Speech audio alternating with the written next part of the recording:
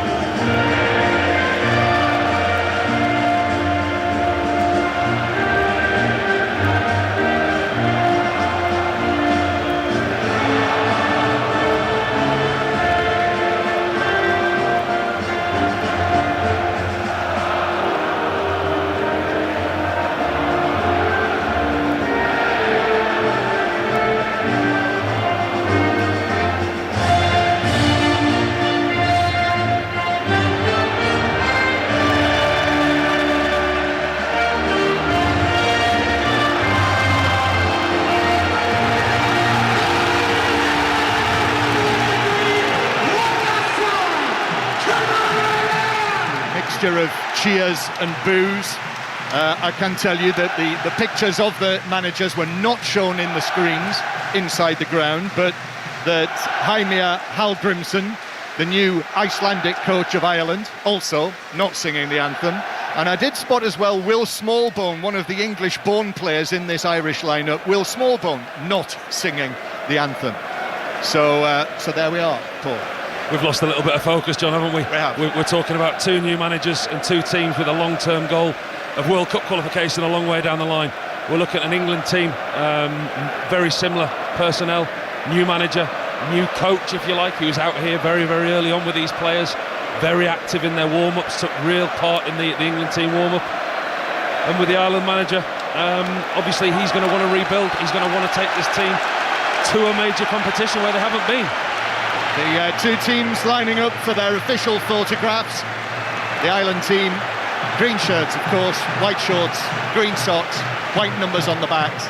And England also in their first choice kit, the white shirts they wore all the way through the Euros. White shirts, blue shorts and white socks. Declan Rice and Jack Grealish just together down in front of us, just having a last gulp of liquids. Anthony Gordon is there as well. Really was on the field for seconds at the European Championship, the way that things worked out for Anthony Gordon, but was such an important player for Lee Carsley's under-21s. He has his looked at his players from the under-21s, Lee Carsley. He's not been afraid to make his own decisions here. We see the 4 new call-ups into the squad and the changes with Jack Grealish coming into the side and Anthony Gordon making a start out on the left-hand side. We're also conscious as well that the 3 o'clock kickoffs are coming to their conclusion, so we'll run you through those and get the final match reports in due course. But the players just switching around here. It's a magnificent setting. First time England have been here for a men's senior international for almost 10 years. It was a dreadful game back in 2015. It was a friendly, but this, as a Nations League match, first match in the group, has got a competitive edge to it. And England, the overwhelming favourites, if you go by the world rankings. England 4th in the world rankings. The other teams in this group, Republic of Ireland 58th, Greece 54th, and Finland 63rd. So the overwhelming expectation is that England win this group and get promoted. Well, that's the expectation, isn't it? But I mean, we're in this stadium today. The atmosphere is phenomenal. I mean, the supporters here from the Irish side, it's incredible. The noise, they're so noisy away to our right-hand side. Jordan Pickford hasn't had the most of welcoming arrivals down as they changed ends. He's currently getting warmed up by Dean Henderson, who's still on the pitch. The referee's having to remove him from the pitch. But this has got the feeling of a real local derby in the Premier League, hasn't it? It's a really intense atmosphere. Yeah, a little bit. I don't know if that's a little bit of gamesmanship by England. Dean Henderson staying on the pitch. I mean, the referee was ready to go there, and finally now we're about to get underway after that marathon preamble. So it is the Republic of Ireland against England. This is BBC Radio 5 Live. If you're on the move on this Saturday evening, you can listen as well to 5 Live via BBC Sounds, the great app. There is the whistle, and off we go. England kicking off. Kobbie Mainoo playing it back into central defence, and again another mixture of cheers and boos as we get underway. And England, after the disappointment of Berlin, back in action, 55 days on. Gareth Southgate's gone, and now Lee Carsley walks to the edge of his coaching area. 40 caps for Ireland, but now his first match as England's interim head coach, possibly the beginning of this route that will lead him to become Gareth Southgate's permanent successor. But all eyes on what sort of football England will play, and what will Carr's ball look like for the senior team. Maguire in possession at the back, just plays it forward to Alexander-Arnold, who I notice has already stepped into midfield. Alexander-Arnold then with a long pass diagonally to Gordon on the left-hand side. Anthony Gordon now, and eventually the offside flag comes, and it's a free kick for Ireland. Well, one thing I've noticed very, very early on, John, when England are in possession, Saka and Gordon are so high up the pitch. Immediately they're alongside Harry Kane. Harry Kane's played as that number 9 figurehead, and the two wide players have almost been 10-15 yards deeper. But immediately with England in possession, the two wide players are on a parallel with Harry Kane. They're so high up the pitch. Ireland 0, England 0. We're in the second minute, and after all of the anthems, who's singing, who's not singing, now we're going to find out that if Lee Carsley is able to make his England team sing. But it is the Irish on the attack down the right-hand side. Ogbenny's ball in. Mark Gay was there in position on the edge of the 6-yard box. He deflected it back to the dead ball line, and even though it was cleared away, that went out of play for what is given as a corner. And now Jack Grealish has got himself involved in a bit of nonsense with Jason Malumbi, and Seamus Coleman, as Ireland's captain, has just come across and is acting as a bit of a peacemaker, and Jack Grealish and Jason Malumbi still being spoken to by the Spanish referee. Well, as if this crowd needed fueling anymore. That's an incredible noise coming from away from our right-hand side, and that's just from a corner. Ireland have set their stall out early. You can see they're not afraid to play the ball long, they're not afraid to play the ball into the channels, and we've been inside the stadium 3.5 hours. Not a drop of water has hit this pitch. So Ireland, shot shy Ireland, only 3 goals in their last 6 internationals, but they did win last time they played here before the Euros against Hungary. Brady with a corner, first of the match, into the back post. Oh, it took a flick off a head and then was nodded over at the back post. I think Adam Ida got the first touch on that, and then the follow-up was headed over the top of the crossbar at the back post. It might have been Darragh O'Shea who got there, but it was high over the bar, and it's a goal kick. Well, what a chance. It was Malumbi arriving late in the box. Adam Ida does really, really well. It's a well-worked set play from Ireland from this near side. In swing and corner, whipped in by Robbie Brady. Ida gets the header at the near post, and then Malumbi, he's 4 yards out. He's got a free header. He should at least hit the target. He should score, John. Big chance, but actually headed high over the bar. Jordan Pickford winning his 69th cap. A long pass from him to Alexander-Arnold, but then the clearance is missed by Brady, but it bounces off Saka, a deflection which takes it out for a throw-in to Ireland halfway inside their own half. Sun shining brightly on the 3 tiers on the far side as Ireland have this throw, and Brady's actually just going to take a moment. There's a water bottle just down by his feet, and he actually picks it up, has a drink out of it, and is now ready to take this throw. This, I would say, iconic stadium, the Aviva Stadium, the former Lansdowne Road. It is a real staging post in Dublin when you can see it from all around the city, as Ireland take the throw down the left-hand side, but it's deflected out of play for a throw-in to England halfway inside their own half. I'll mention those scores in League One and League Two, these full-time scores. Barnsley winning 2-1 against Bristol Rovers, Charlton 1, Rotherham 1, and Wrexham 3, Shrewsbury 0, all full-time scores. And the ball out for a throw on the left-hand side for England. And in League Two, Barrow 1, Swindon 0, Bradford City 2, Carlisle 1, Cheltenham 1, Harrogate 0, Chesterfield 2, Grimsby 1, Colchester 1, Bromley 1, Crewe 1, Morecambe 0, Doncaster 1, Gillingham 0, MK Dons 1, Walsall 0, Newport 1, Port Vale 4, and Notts County 2, Accrington 0. Gordon down the left-hand side, but offside flag is up, and Ireland have a free kick. Also Warrington 16, St Helens 2 in the Super League. All final scores. Ireland with this free kick in their own right-back position. And also the full-time scores in the National League: Altrincham 4, Ebbsfleet 0, Braintree 0, Woking 0, Eastleigh 1, Tamworth 0, Fylde 3, Yeovil 4, Gateshead 2, Barnet 0, Hartlepool 0, Halifax 0, Maidenhead 1, Dagenham and Redbridge 1, Oldham 1, Southend 1, Solihull Moors 0, Forest Green 1, Sutton 0, Boston 3 and Wealdstone 0, York 2. England with Saka, who's bundled over by Brady, and it's a free kick to England halfway inside their own half. With 5 minutes played, the only chance of the match so far for Ireland, headed over by Malumbi, remains 0-0. Paul Robbins. And it was a really good chance as well, John, wasn't it? I mean, just while you were reading the scores out there, I'm noticing this pitch. I mentioned it hasn't been watered since we've been inside the stadium. It's becoming a real problem for England. The fluidity and the passing, it's just a little bit sticky. And as you can hear there, that's Jack Grealish on the ball, just in case you needed a clue. But yeah, England's passing game, it's been a little bit disruptive. Ireland are pressing from the front with Smodics and Ogbeni. They can sense the high press and put England under pressure, but the pitch is an issue.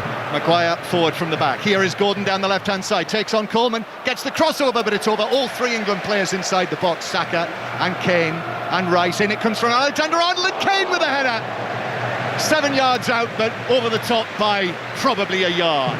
Well, that's as good a chance as Harry Kane will get. You would expect a striker of his quality and a player of his quality to at least hit the target. It's a really well-worked move down this left-hand side by England. Anthony Gordon puts in a cross just too high for everybody. Comes out to the far side of the box and it's put back in by Trent Alexander-Arnold. Perfectly for Harry Kane. 7 yards out from goal. He just gets a little bit underneath it, heads it over the bar, completely unmarked. Big chance for Kane, but it remains 0-0. Republic of Ireland 0, England 0. Harry Kane, who has accumulated quite a collection of awards for his great goal scoring last season. And don't forget, I know everyone had an opinion on him, he was the joint leading scorer at the Euros, joint Golden Boot winner with the 3 goals that he scored, one of 6 who did that. And I think going back to Grealish, Paul, you know, a big opportunity for him, having been so disappointed to be probably the 27th man who missed out on the Euros. And if Bellingham was fit, if Foden was fit, if Palmer was fit, maybe he wouldn't be in the position that he is out there on the field, but he is. Exactly. I think he would have been in the squad. He's a player obviously that Lee Carsley likes, but I think with those absentees that you just mentioned there, and we spoke about it before the game, and he's clearly occupying that number 10 role. He's strutting about in the middle of the Aviva now with number 10 on his back, just in behind Harry Kane, almost given a free roll. Yeah, and here he is now being leaned into by Nathan Collins. 10 yards inside his own half and winning one of those trademark Grealish free kicks. And Declan Rice, who's not really been on the ball much in the early stages, but never mind your Lee Carsley and your Jack Grealish, it's Declan Rice who is public enemy number 1. I don't think our listeners are going to need any clues from us as to when Jack Grealish or Declan Rice get on the ball this afternoon, are they? 0-0 with England in possession inside their own half. The other match in this group, Greece-Finland, is being played tonight, so this is the opening match in this section. Here is Mark Gay at the back, then Alexander-Arnold, who is pushing into midfield whenever he can, and he was well against Smallbone and plays it infield. Here is Grealish again, hair swept back. England's number 10 today. Grealish carries the ball downfield, and he uses Colwell, Levi Colwell, who, had he not been injured in the latter part of the season, may well have been in that squad. But winning his second cap, Levi Colwell, his first competitive start for England. Back it comes to Kobbie Mainoo, who started all the way through the knockout stages, including the final itself, the 19-year-old. Grealish now moving in from the left-hand side. Gordon, nice touch back to Grealish. Grealish surrounded by men in green shirts. Then Gordon goes back to Colwell again. Good possession by England inside the Irish half. Kobbie Mainoo's ball in, takes a deflection which took it all the way back off Smodics to goalkeeper Kelleher. Clearly very well coached, this Republic of Ireland side already. You can see out of possession, they drop into a back 5 with Robbie Brady on the left, Matt Doherty on this right-hand side, drop into a 5 with the 4 in midfield in front, and saying to England, go on then, break us down. Yeah, their coach, the fair-haired Icelandic Heimir Hallgrímsson, one of the real ghosts of England's past after that infamous day in Nice. Unforgettable day it was, Roy Hodgson's final match as the England manager, when Iceland beat England and knocked them out of the Euros. Heimir Hallgrímsson alongside Lars Lagerbäck, and via Qatar and Jamaica, now here he is in Dublin. And here is Grealish. Grealish again is challenged by Doherty, and Ireland are away. Ogbeni then back centrally, ball out towards the left-hand side, Smodic with a shot, Pickford pushes it away, again, Ogbenny, right side of the area, England are back in numbers now, and Ogbenny's going to have to go back out to Doherty on the right-hand side, who nutmegs Colwell, and then into the penalty area, might well have fouled Grealish in actual fact. It ran through past Grealish and was picked up by Pickford. Well, there's the warning signs there for England. Sloppy in possession in midfield. Small ball wins the ball back and he gets it out to Smodic, who curls a shot to Pickford left. Pickford, you think he's done enough, you think he's pushed it far enough away, but it's just perfect timing for Adamida, who's arriving late, or Ogbenny I think it was, sorry, gets it out of his feet, doesn't able to get a shot off. A long ball forward for Gordon. Gordon's away through the middle pass. Collins and shoots against the legs of Kelleher. Coming out 1-on-1. Big chance wasted. Still though, back to Kane. Then Rice, right-footed, top corner. He's only gone and scored in Dublin against the Republic of Ireland, and he drops away and will not properly celebrate. He made that very clear. He immediately pulled up, and with his hands, Declan Rice said, "All due respect, I may have made it 1-0 to England, public enemy number one here today." But he's surrounded by his teammates, he turns, he puts his thumbs up towards the England fans and walks away. There's your story, Declan Rice scoring, Ireland 0, England 1. Of all people inside the Aviva Stadium today to put England 1-0 up, it's that man Declan Rice. It should have been Anthony Gordon, who was through 1-on-1 with the goalkeeper. Kelleher makes a really, really good save. Ball comes back out and it's squared to Harry Kane. He fluffs his lines, Declan Rice doesn't. Opens his foot up and plants it into the top left-hand corner of Kelleher's goal. It's a fantastic finish to put England 1-0 up here. Declan Rice sent off last weekend, first time in his career, and this weekend, that's football, Paul. Back here in Dublin, and what a finish that was. First time he scored for England since they won in Naples at the beginning of the Euros campaign. That was a fine goal as well, a very, very important goal for Gareth Southgate in England. And now there he is, Declan Rice, scoring the first goal under the interim management of Lee Carsley, although Mainoo's caught in possession. Smallbone through to Ida back to Smallbone, and the referee in the end has brought it back for the foul, and a yellow card is shown to Declan Rice for that challenge on Ogbenny, and a free kick to Ireland in a good position, just left of centre, just outside the D. Really good position, but sloppy again by England. It was Kobbie Mainoo who lost possession. Go away a free kick in a really, really dangerous area. Goes through the tackle on Adamida. I think it's Kobbie Mainoo that's got booked for that. It's an awful tackle. But going back to the England goal, we talk about Lee Carsley and the little tweaks that he might make in this England side. How often do we see Declan Rice popping up 2 yards behind Harry Kane? I mean, that was a long ball over the top. It put Anthony Gordon through 1-on-1 with the goalkeeper. Normally Declan Rice's remit would be sit, hold, shore things up at the back. Not this time. He's 2 yards behind Harry Kane. When he fluffs his lines, Declan Rice is there with an accomplished finish. Kane actually had two chances to score there. In the end, it was Rice who was able to latch onto the ball that sort of bounced off Kane, ran into his path as he ran onto it, and from, 10, 12 yards out, something of that region, there was only one place it was going to finish. So 1-0 England lead. Declan Rice, the goal scorer, his fourth goal for England and his 59th appearance for England. Free kick, left of centre. Looks as though Smallbone is going to have a crack at this. It could be Brady, but more likely with the angle, Smallbone. Yeah, it's a big England wall, and they've got Jack Grealish laid down on the floor behind the wall. Unless they tap it square, and actually Smallbone just walks up to the ball, and Brady, the two of them have a conversation. Just to clarify, it was Kobbie Mainoo who was booked for that challenge on Ogbenny conceding the free kick. False start by Smallbone. Actually, it looks as though it's going to be Brady who shoots into the wall. It bounces out back to Brady, who misses his kick, and then England could break away here. Rice has got a touch on that. Rice is away again over the halfway line. It's 3 against 2, it's 4 against 2 now. Kane joins in. Rice gives it to Gordon on the left hand side, back across. Kane's there. Brilliant save, Kelleher at the feet of Harry Kane, point blank range, and he denied the England captain. Still England though. Grealish square from him. Rice thought about another shot. Now Saka, his effort, that's blocked inside the penalty area by O'Shea, and Ireland break away. And really, that could easily have been 2-0 England. What a brilliant save by Kelleher in the Republic of Ireland goal. Absolutely fantastic at the feet of Kane. Comes flying out, spreads himself, and it hits his left hand. It's not a save where he's flying across his goal, it's a block. Puts himself in a great position and puts in a fantastic block. England at one point there were 4-on-3. Anthony Gordon on the left-hand side, squares it to Kane, 6 yards out. Kelleher's so quick off his line, closes the gap between him and Kane, spreads himself, makes a fantastic save, and all that came from the Republic of Ireland making a real mess of a free kick they had in a dangerous position. Free kick to England halfway inside their own half after Adam Ida conceded the foul. So England leading by 1-0, and what a save by Kelleher to keep it down to 1-0 right at the foot of Harry Kane. We're going to head to the Paralympics. It is the penultimate day of the Paralympics, and Great Britain have got themselves another medal in the pool, Maz Faruqi.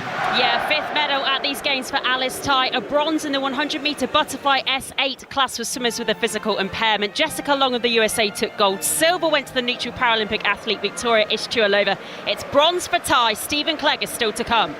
Yeah, and we'll have live coverage from Paris again tonight with Katie Smith from 8 o'clock, as I say, the penultimate night, once Robbie Savage and Chris Sutton have finished their special Saturday night international 606, which you will be able to take part in, and we'll let you know when the lines are open. But there is a 606 after this tonight. Republic of Ireland 0, England 1. Choice of listening as well. The test match continues, the third test on Sports Extra, the ball-by-ball commentary on Test Match Special.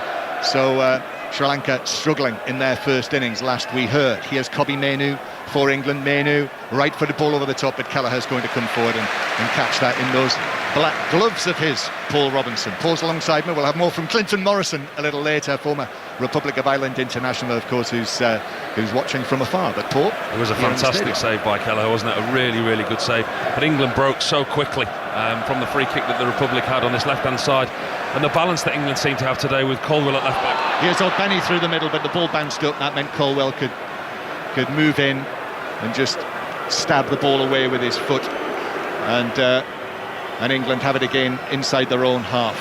Declan Rice scoring the goal. What a twist. So many storylines here. I suppose there were so many storylines, it's almost inevitable that one of them would actually provide a further talking point. Well, there's been so many subplots surrounding this game before kick-off, hasn't there?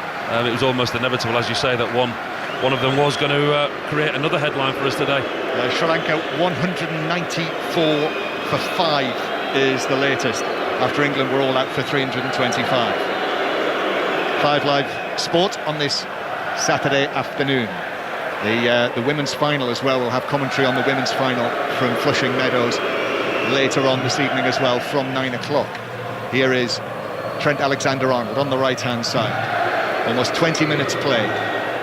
Kobbie Mainoo back to Declan Rice. I think all of the home sections, all of these green and white sections, were stunned and horrified when they realised that it was Declan Rice who'd scored against them. Well, you talk about keeping the crowd quiet. I mean, the atmosphere in here is incredible. It's just starting to pick up again. But that goal really has taken the wind out of the sails of this Irish team and the crowd as well. England are very, very dominant in possession. You look at the possession stats, they're comfortable in possession, knocking the ball around. And yes, he certainly muted his celebrations, Declan Rice. But again, you know, the talk of anthems before this game, it certainly stood out to me before the match that Declan Rice was singing it full-throated. Oh, he certainly was. And I think I'm not so sure that I could have been so mooted given the boos and the reception that he was given. I think I might have been a little bit more animated if I'd have scored. Colwell's pass through the middle, Grealish on the stretch. He's seen a lot of the ball, Grealish, in the early stages in this number 10 position that he's playing under Lee Carsley, as Kobbie Mainoo's able to step in. That's what he does so well, isn't it? Right there, Kobbie Mainoo, surrounded by Irish players, ball bouncing high, gets it down, unfussy, just moves away. It's clever, reads the game very, very well, seems to put himself in positions where he's able to do that. Declan Rice with the ball at his feet. This central defensive combination that we saw all through the knockout stages of the Euros, Declan Rice and Kobbie Mainoo together. Now Grealish on the left-hand side. Grealish sets off on a run. Gordon's to his left. Back in field it comes to Kobbie Mainoo. Then low to Rice on the edge of the box. Kane now just outside the D, tried to give it back to him. Then Mainoo steps forward. It's certainly a feature in this match when England come forward, the number of white shirts there are pouring forward. As Ogbenny of Ipswich now plays it forward. Here's Doughty of Wolves, but he is dispossessed by Alexander-Arnold, who came all the way across from right to left. Then Kane.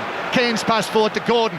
Gordon in the Irish right back position. White shirts arriving. Grealish on the edge of the box. Grealish now slips the ball into the penalty area, but it is read by Nathan Collins, who's able to step forward, prevent it reaching Harry Kane, and Ireland have it back. It's an obvious change there, I think. As soon as Harry Kane dropped into that number 10 role, a bit deeper, like we quite often see him doing, dropping into that midfield, his first thought was forward. He knew that on the left he had Anthony Gordon, he knew on the right that Saka was there, and their remit is to push on and to stay a lot higher. Kane's first thought was put the ball in behind, get Gordon running at this defence. He knows that he's one-on-one with Seamus Coleman. He knows that he can outpace him, and his first thought, it was a brilliant ball. No look, straight over the top round the back.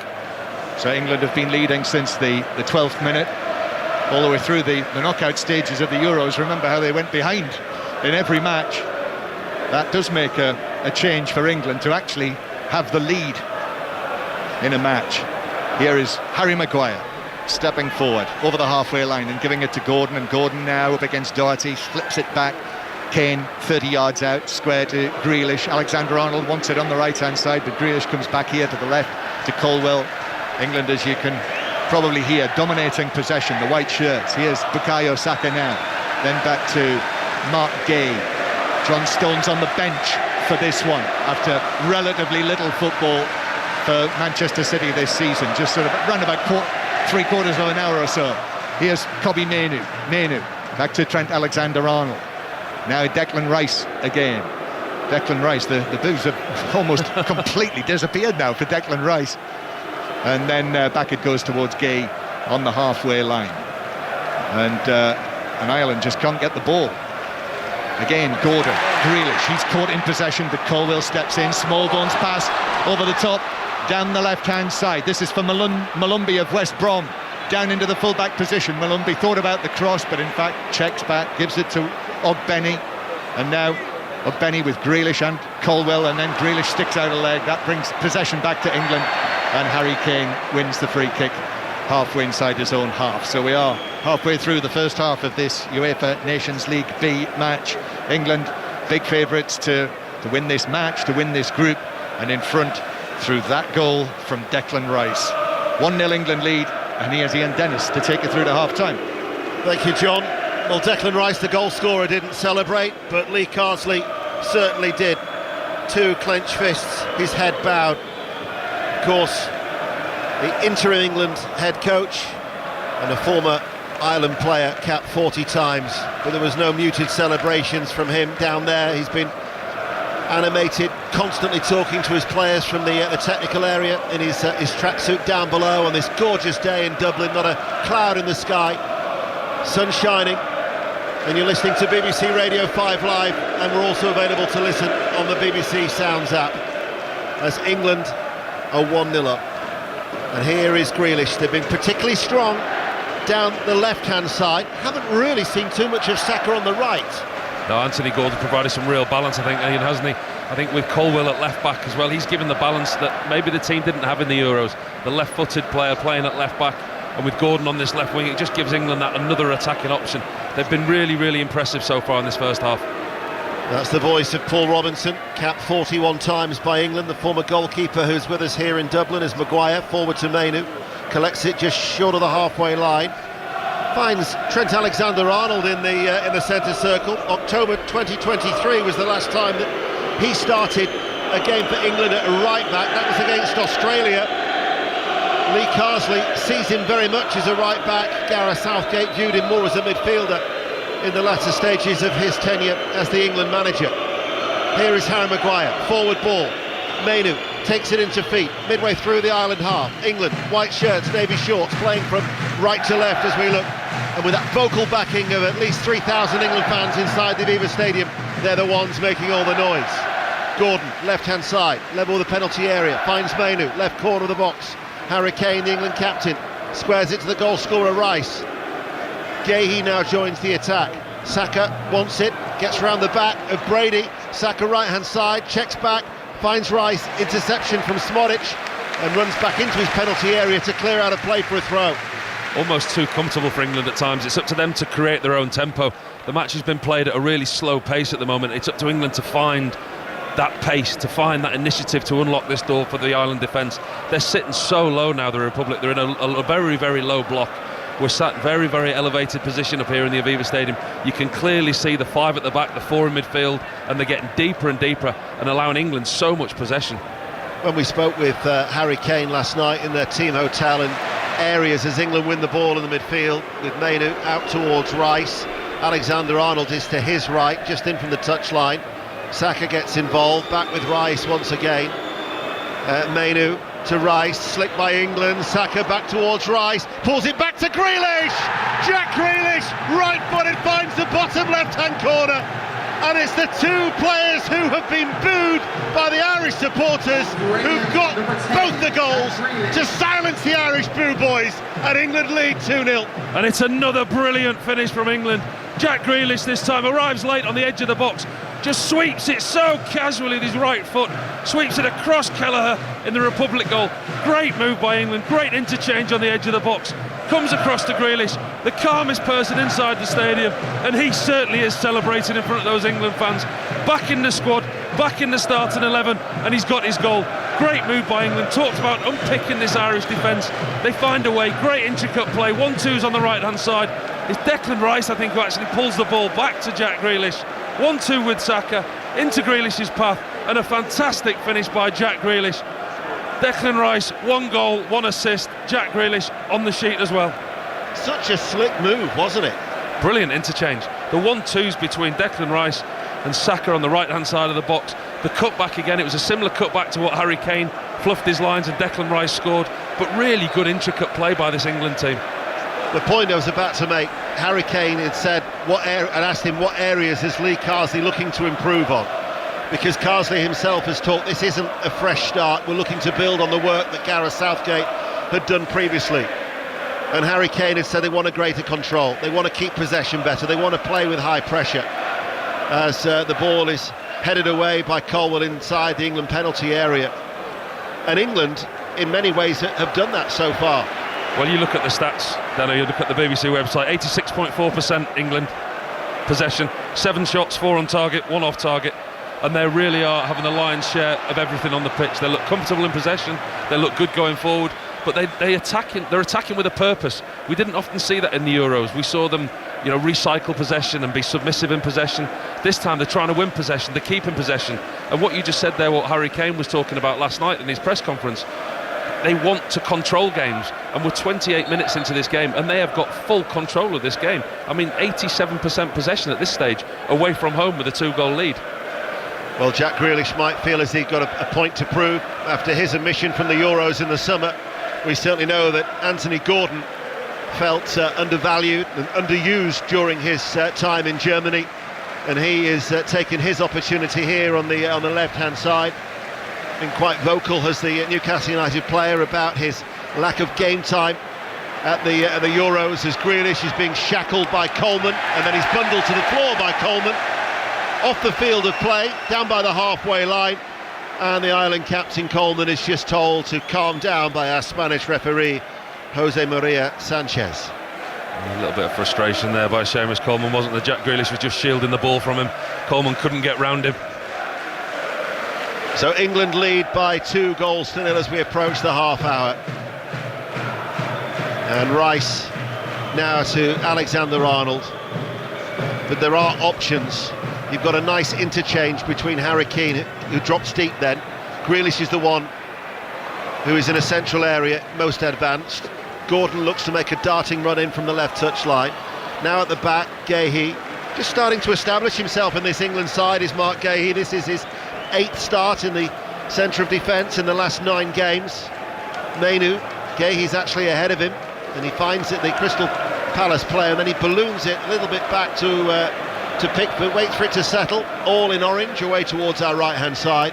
A luminous orange from the England goalkeeper, and Colwell's ball down this left-hand side is out of play by Coleman, and it'll be an England throw on the halfway line as they lead 2-0, 30 minutes played. 30 minutes into the game, early observations, you're looking at an England team who are playing a lot more inhibited. There is a lot more freedom in this team, there's a lot more fluidity in possession, in positions as well. Trent Alexander-Arnold we're seeing popping up in that midfield role. Kobbie Mainoo is allowed to go forward. Declan Rice we've seen venturing into the box and getting the goal. we're seeing this England team with a lot more forward thinking. Their first thought is a pass forward. They're not looking to recycle the ball, they're not looking to keep it at the back, they want to go forward. Well, Mainoo's forward ball is in the air. It's forced Brady to turn back the left wing back. He clears under pressure from Saka. Smodic heads it to the bald-headed Smallbone, who clears off the chest by Alexander-Arnold. 6 yards inside the Ireland half. England 2-0 up, 5 live, with 14 minutes to go to half-time. Mainoo now towards Grealish. Grealish is absolutely relishing this. There's now his ball inside to Alexander-Arnold, but both Gordon and Kane were in a similar area of the field, and his forward ball goes straight through to Kelleher. All in blue. Out to Doherty. Near side the right for Ireland. Green shirts, white shorts, playing from left to right. As O'Benny is challenged by Colwill, who tracked him every step of the way, and concedes a free kick just outside the centre circle in the Ireland half. But you can see that Grealish is popping up, he's roaming, he wants the ball, and it's the type of environment that Jack Grealish will not be fazed by one iota. He was clearly hurt in being left out the Euro squad, and I think that was a real dent in his professional pride. And he came back this pre-season, saw him in pre-season, he looked fit, he looked strong, and that's the way he started the season. And he certainly looks ready up for this season. He looks hungry, he looks fit, and in that number 10 role he's relishing having the freedom. Saka on the right hand side. Alexander-Arnold notices ahead of him, down towards the byline, and tries to work over the cross. Collins had gone with him. Couldn't get the necessary cutback, and it runs out of play for a goal kick. I mean, this is an England side, incidentally, without Bellingham, who's injured. Foden and Palmer withdrew. I mean, you've got an England manager, whoever it is, as whether it's Lee Carsley or they go in a different direction as the permanent successor to Gareth Southgate, a luxury of riches. Well, we said that in the summer, didn't we? But it was the way that you put those riches together, and there's so much talk who you play in that 10 role. And as you say, no Foden, no Bellingham. You suspect that if one of those two were here, Jack Grealish may not have the freedom of playing in that number 10 role. O'Benny picks the ball up outside the centre circle. Doherty is going to make himself available on the overlap, but the Ipswich player holds on to the ball, now delivers the cross, and Ida's header is well off target. Now in the cricket, the third test at the Oval, England's overnight score from 221 for 3. They were all out for 325. What's the Sri Lanka response? Ellie Oldroyd. They are 211 for 5, Deno, and they've just left the field for bad light. Not at all surprising, it is pretty gloomy overhead. Floodlights are on, and England have been only able to bowl their spinners since the tea interval. So I think they just reached the point where they thought there's no point in this. Sri Lanka are going along very nicely indeed, so they wouldn't have wanted to go off. But England quite happy, I think, to certainly have a temporary, if not a permanent, halt to play today. 211 for 5, 114 behind Sri Lanka. And without wanting to rub it in, we've got clear blue skies here in Dublin. It is perfect cricketing weather, isn't it? There's certainly no need for bad light nor floodlights here. It's a fantastic day in Dublin. Ireland, however, are on a sticky wicket. 33 minutes played, and they're 2-0 down. And for Heimer Hallgrimsson, the Icelander, in his first game in charge, it doesn't appear to be a repeat of what he did in 2016. Forward ball to Kane, who goes down into ground, and then Gordon with a shot. They're looking for a penalty here, England. Gordon hit the shot, left foot is saved by Kelleher.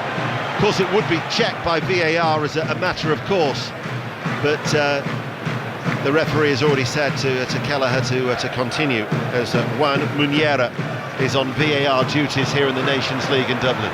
Looking, he thought he got caught there, Harry Kane, just got on the wrong side of Dara O'Shea, just the coming together, but fortunately for England it landed to Anthony Gordon. I think the referee's signalling now to the England captain, no penalty and that plays to go on. Harry Maguire, his first start in 11, as he missed the Euros. Brazil back in March was the last time that he donned an England shirt, as he passes the ball to Colwill, and the Chelsea player back to the central defender. And here is Grealish once again, just finds an area of space 10 yards short of the halfway line, left hand side, in front of the dugouts down below. Now to Mainoo, just strokes it right footed to Gehi. Forward ball, Ireland have dropped off. Alexander-Arnold looking very, very comfortable for England at this stage, with 10 minutes to go to half time, leading by 2-0. And Ireland are just chasing as Gehi, and there is a real gulf between the two sides. At the moment there clearly is. England are very, very dominant in possession, and they're on the attack again here with Grealish. Grealish running in field on his toes. Mainoo goes short and square. Alexander-Arnold now in the centre circle. Passes the forward ball to Grealish, able to turn away from Malumbi, invites the challenge from Smallbone, rolls it out towards the right. Saka 25 yards out from goal, 6 yards in from the right touchline. Mainu in a central area. Every green shirt back behind the ball, defending deeply now as they trail 2-0 the home team in the Nations League.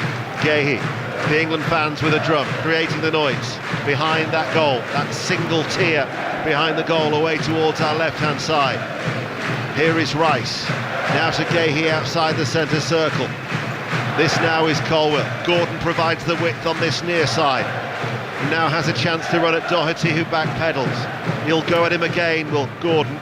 Helped out by Mainu, who makes a little run, dragged back to Grealish at a walking pace, passes the ball to Gordon and says go again. And now he feeds it to Saka. Saka's first cross block, tries to play it back to Mainu. Smallbone is there and he will clear.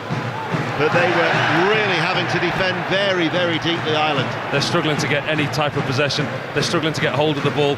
And you give this England team a lot of credit, because when and if they do lose possession, which has been on very, very rare occasions in this game, they immediately hunt the ball back and they try and win it back very quickly. That's something that you can see as well from Lee Carsley. As soon as they lose possession, they try and win it back wherever it is on the pitch. They don't drop into shape. They don't let the opposition have possession. They want the ball back.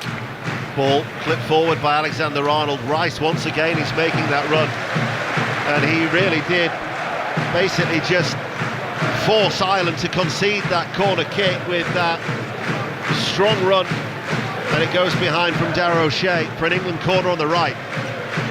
I know teams are selected for opposition, and I suspect if we were playing a higher ranked team in the world, Declan Rice and Kobbie Mainoo may not have the licence to roam as freely forward as they have done, but that's another clear thing to see in this England team. The two so-called defensive midfielders, they're finding themselves so higher up the pitch. Saka waits to take the corner kick. Kane, Maguire jostling for position inside the penalty area. It's an in-swinger, headed out by Malumbi, drops inside the penalty area, back header away by Smodic. Header then from Doherty goes back to Smodic, and then Ireland give the ball away. And Mainu, just running back into his own half by the centre circle, has actually got time to turn and then clip the ball back out towards the right-hand side for Saka. On the right, to the beat of the drum, England come forward again with 7.5 minutes to go to half-time, leading by 2-0. Mainu to Grealish.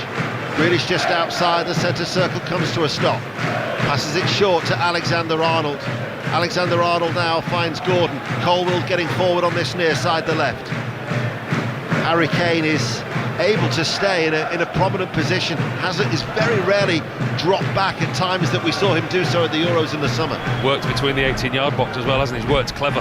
You know, we see him drop deep at times, and he's coming a little bit deeper now. But when he does that, that doesn't mean that Gordon and Saka also drop. They stay very, very high up the field. Do you know what? I've enjoyed watching England here. England have been a good watch. How long have we said that? It has been a very pleasing performance on the eye so far, leading by 2-0. Ireland, who have never beaten England in Dublin. Back to Kelleher. Oh, the touch was a little heavy. It was a hurried clearance straight to Alexander-Arnold. Flicks the ball forward. Unmarked Saka now right side of the penalty area. England are attacking again. Saka with a cross. Kane is there. Kelleher that gets there first. Just flapped at it, poured it away, and Ireland then clear it as England keep the ball in play with a Maguire header back towards Grealish, challenged by Doherty, clumsy from Doherty. Might be lucky to actually get away with a yellow card. England have a free kick. Tell you what, he's very lucky to get away with a yellow card there, Doherty. That was a really bad tackle on Grealish. He went straight through the back of the Manchester City man. A little bit of frustration creeping in from this Ireland team. But the chance for Harry Kane there, created by Saka on that right-hand side. So many times do we see him do it for Arsenal. He just cuts back onto his left foot, floats the ball across the box, inside of his left foot, curling onto Harry Kane's head. Kelleher does well to get it away, but England's so dominant. Been a very confident performance from England.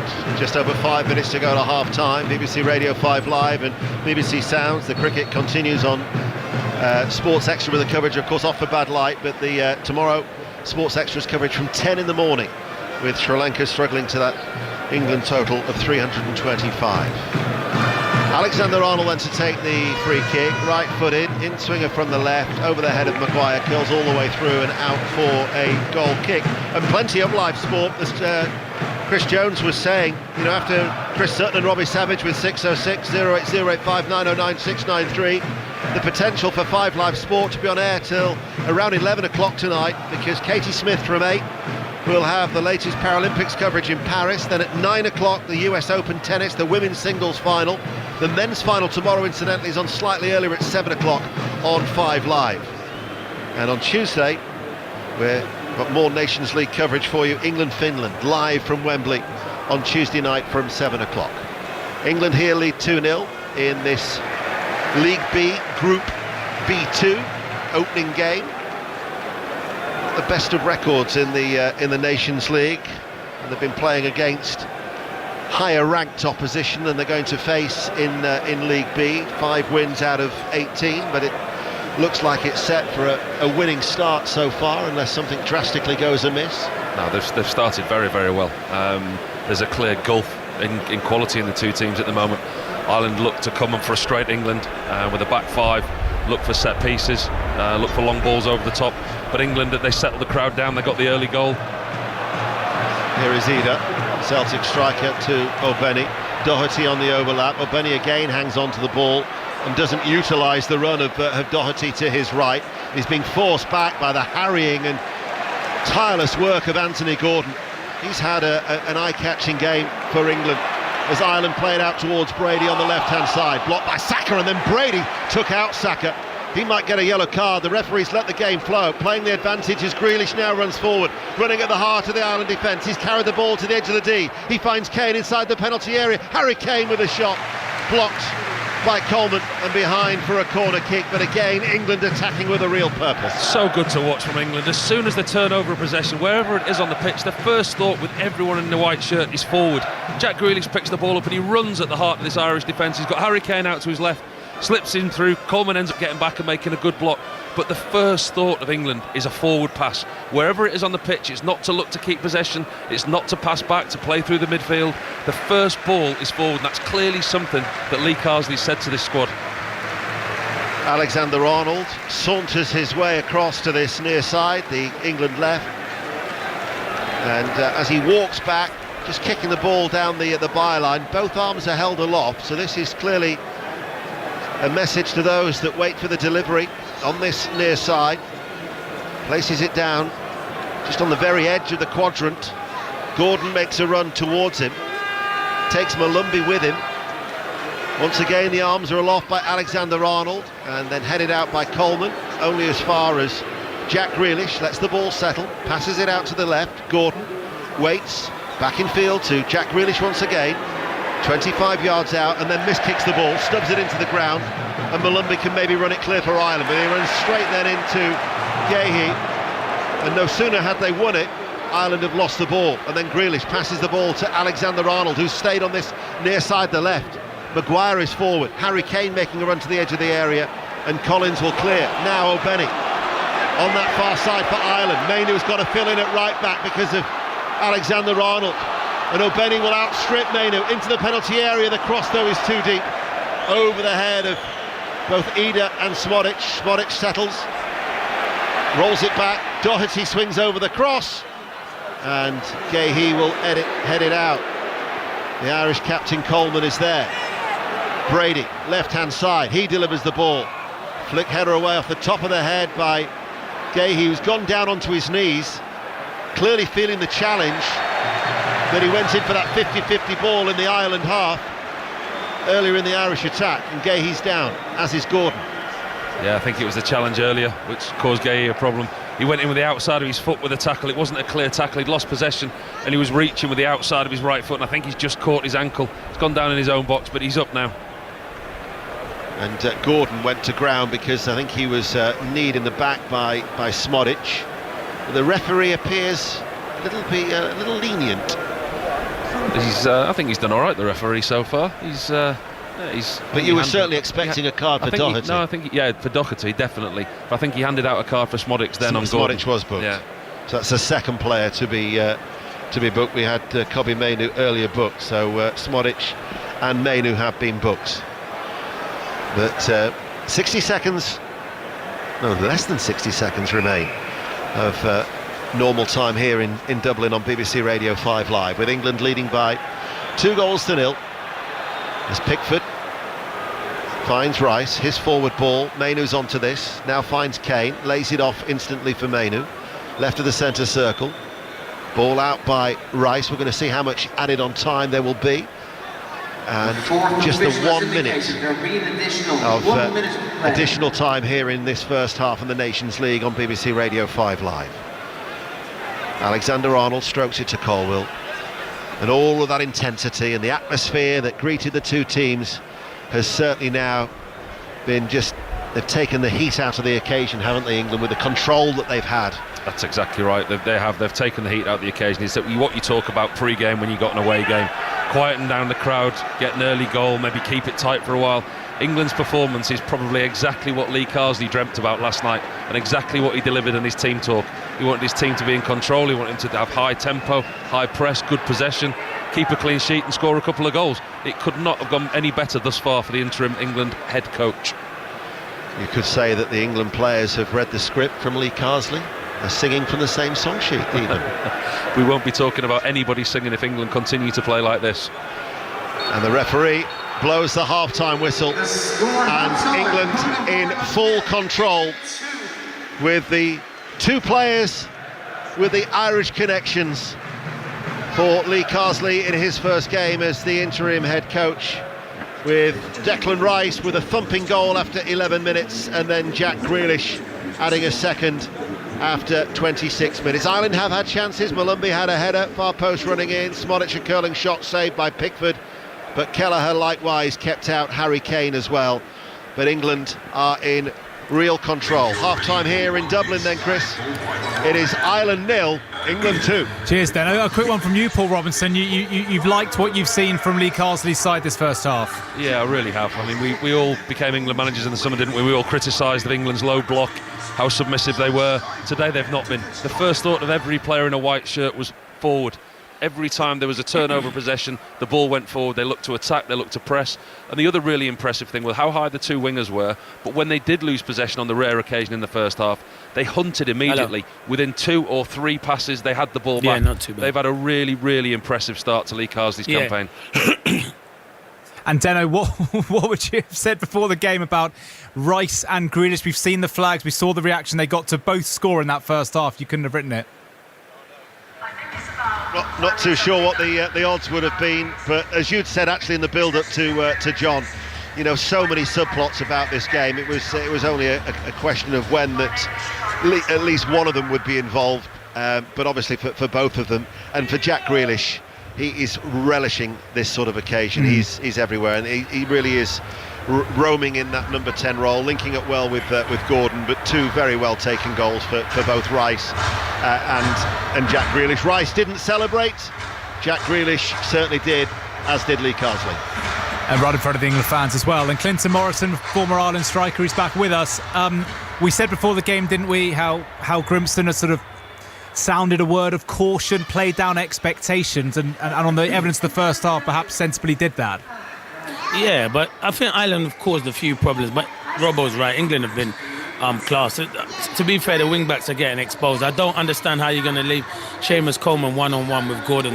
Matt Doherty should be staying back and doubling up. And the same with Robbie Brady. Saka's causing him all kinds of problems. Jack Grealish in that number 10, but coming out to the left. And Smallbone and Jason Malumbi can't do it with them. If you're going to play a 5, then one of the centre-backs have to come out and go and engage. You only got to deal with Harry Kane, who drops. They're too deep, Ireland, in my eyes. Ogbene and Kelleher, the goalies, been the 2 best players for Ireland. Kelleher made 2 fantastic saves, one from Harry Kane, point-blank range. But, yeah, it's been okay for Ireland, but England have been outstanding. Huge credit must go to Lee Carsley and England. They've been brilliant. They've been on the front foot. And every pass that they've looked to go forward. The ball from Trent to Gordon for the first goal is fantastic. But it would have to be them 2 that scored the goal, wouldn't it? For sure. What would you do then if you were Heimar Grimston addressing the players for the first time as the Ireland boss? What would you change tactically in the second half? Because Ireland got to try and get back into the game, even if it looks unlikely. Yeah, I just tried to shake hands and say, can we play 45 minutes? England are that good at the moment. You could bring on Evan Ferguson because he's a different prospect to Adam Ida, because I think Mark Gahan Harry Maguire have dealt with him so easily, but they haven't had much to go on. Sammy Smodic, he had a shot. I don't think Sammy Smodic is better playing out on the left. I like him in the number 10 role, but Ireland don't play that way to kind of suit Sammy Smodic. He likes to play off the centre forward, so it's difficult. You look into the bench and who can come on and kind of make a difference. You probably the only one you'll say is Ferguson, because he'll put himself about up front and try and help Ireland get up the pitch. But Ogbene's the one. I'd probably swap him and put him on the left-hand side against Trent Alexander-Arnold, because Trent likes going forward. There's space in behind. You saw just before half-time where he went past Kobbie Mainoo, but his final delivery wasn't good enough. But England are a class apart. I won't judge the manager on this performance against England, no chance. I'll judge him against teams where Ireland are expected to get anything, not against a good England team. Thanks a lot, Clinton. Back with the team in Dublin for the second half. Paul Robinson, Ian Dennis and John Murray, with Rice and Grealish scoring and England leading the Republic of Ireland by 2-0 in Dublin. Cricket, rugby union, rugby league, racing, all to come during half-time. Lines are now open for 6:06 with Robbie Savage and Chris Sutton. So book your call 08085 909 693, and Robbie and Chris follow us at 7 o'clock. But at 5 to 6 Saturday evening here on 5 Live, it's time for the news with Stuart Clarkson. The voice of the UK. This is BBC Radio 5 Live. Chris, thank you. Sir Keir Starmer has described his meeting with the Irish Prime Minister Simon Harris as a moment for a reset of relations between the UK and the Republic of Ireland. During his first official visit to Dublin as Prime Minister, Sir Keir announced that the two countries will hold annual summits on trade and cooperation, and that commerce is at the top of the agenda. Our correspondent Sarah Gervin is in Dublin. Now, that had been rumoured, but it's been confirmed by both leaders today. And I think that's another sign of delivering on that reset on the relationship. What has not been in a good place for many years. They are really working to flesh out what that reset and what that renewal looks like for both countries. The head of the US Foreign Intelligence Organisation, the CIA, has said America is refining a deal to end the war in Gaza. William Burns, who's been central to US efforts to reach a ceasefire in the Middle East, said he hoped that both Israel and Hamas would reach an agreement. He was speaking alongside the head of MI6, Sir Richard Moore, at an event for the Financial Times in London. Whether or not leaders on both sides are prepared to recognise that enough is enough, and that the time has come finally to make some hard choices and some difficult compromises. I hope profoundly that both of those leaders are going to make that decision, because, as I said, there's an enormous amount at stake here. Kenya has declared 3 days of national mourning after at least 21 children died in a fire at a school. The country's president says there'll be an investigation into the tragedy and that those responsible will be held accountable. Tens of thousands of people are protesting across France today against the nomination of the new Prime Minister there. The left won the largest number of seats in the French general election last month, but President Macron has selected the right-wing figure Michel Barnier as Prime Minister. And Boeing's Starliner spacecraft has completed its unmanned journey back to Earth. 2 NASA astronauts have been left behind on the International Space Station because of the technical problems after launch. Their planned 8-day trip will now become an 8-month stay in space. On BBC iPlayer, Colin from Accounts is back with new owners. Oh, come on, mate. He's our dog. We made a mistake. Please. Not anymore. He's not, mate. Wake up. A brand new series of the hit comedy. Maybe without him, we can just see what we have. I want to see the move. Okay, fine. I'll do it. I'm going to kiss you in 6 minutes. If you have anything that you want to do between now and then, be my guest and I'll meet you back here. I don't know. Bit off, isn't it? Colin from Accounts. We're all good though, aren't we? Yeah. Watch on BBC iPlayer. This is 5 Live Sport. Listen on BBC Sounds. Second half on the way from Dublin. England 0, Ireland 2, half-time in the Nations League. The Carsley era starting serenely for England. Let's go to the Oval, where bad light. Has it stopped you for the day, Ellie, or just temporarily? Well, they haven't said it's over for the day yet, but an awful lot of people have left, and it looks very unlikely that the weather is going to improve. The floodlights have been on really since the tea interval, well, since before the tea interval, but crucially since tea. England haven't been allowed to bowl their seamers, and And so it's kind of drifted in this final hour as far as they're concerned. 211 for 5 is the Sri Lankan score, so that's 114 runs behind. When they'd lost their 5th wicket, they were 232 runs behind. So those runs that Kamindu Mendis and Dhananjaya de Silva have taken, 118-run partnership between the two of them, have really not taken the initiative away from England, but they've certainly reduced the advantage that England have. And you've got to say, well played to them. I mean, Kamindu Mendis has scored 3 Test 100s and 4 Test 50s now in his short career. And Dhananjaya de Silva, the captain, on 64. But it has been a very mixed day, particularly for Josh Hull, who took his first Test wicket when he dismissed Pathum Nissanka, and lots of celebrations at that point because he was going really well at 64. But then Dhananjaya would have been out on 23 if he had not been dropped at mid-on by Josh Hull. And, you know, nothing about international sport is easy, but that catch was an absolute dolly, and he looked pretty sick when that went down. And Ollie Pope, noticeably at the end of the over, went over and said, look, it's okay, don't worry about it, we're all going to do it at some point. But England have not had a particularly brilliant day. They were a bit wasteful with the bat this morning, and they have not been able to grasp the initiative again in the afternoon. So I think the chances are we'll come back tomorrow with Sri Lanka on 211 for 5 and 114 runs behind. Yeah, and as you say, Ellie, from 90 odd for 5, that's a decent effort from Sri Lanka, because we were lamenting on air earlier the state of Test cricket. All those points I think still stand, but for them to dig in like that under those skies in those conditions, that's a good effort. Absolutely, we want the opposition to be competitive. Of course we do. You know, we want good Test matches in this country. We don't want England to be rolling over and winning every one. But on the other hand, it was just a bit of a pointless exercise, really, the last hour, when, you know, the umpires came out after tea and said, right, you cannot bowl your seamers. And so Ollie Pope said, OK, right, we're going to carry on with Shoaib Bashir and Dan Lawrence and then Joe Root. But I was just talking to Michael Vaughan, and he said that if they'd been playing India or Australia, there's no way they'd have allowed an hour in which the game had just sort of drifted back towards Sri Lanka and given them effectively easy runs. But I suppose there is the argument that, you know, it's an entertainment business and people have paid good money to be here, and so they saw an hour of cricket that they wouldn't otherwise have seen. So it's a tricky one. You can argue it both ways. An hour of Test cricket light or nothing at all? What would you rather? Yeah, that's the question, I suppose. That is the question. That is the question.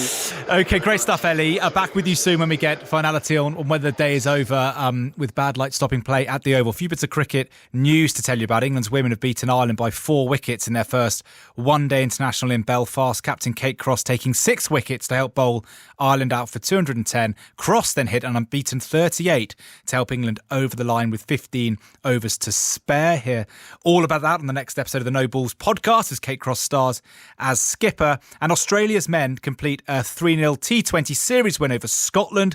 Cameron Green with the run 62 as Australia chased their target of 150 after Scotland batted first in Edinburgh. Right, to rugby union. The Red Roses winning again, 6 tries, convincingly over France in Gloucester, 38-19 it finished.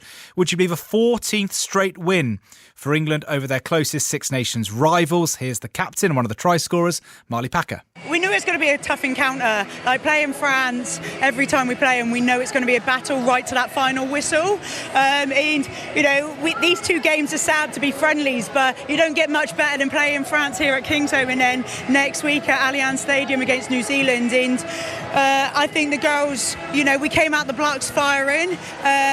France had a good 10 minutes within that, but we just needed to make sure to stick to our process. We've worked on a lot over pre-season and a lot of chaos, but it's come together and it's come good today. If you had asked me this morning to put 38 points on a really good French side, I'd be super happy. So I'm super proud of all the girls, and for Lily to get her first cap, and she's performed like she has all pre-season, but then also just the rest of the squad to put the performance in. And Maddie, you know, first start in the Red Roses shirt, and like, did she perform? Yes, she did. She was great today.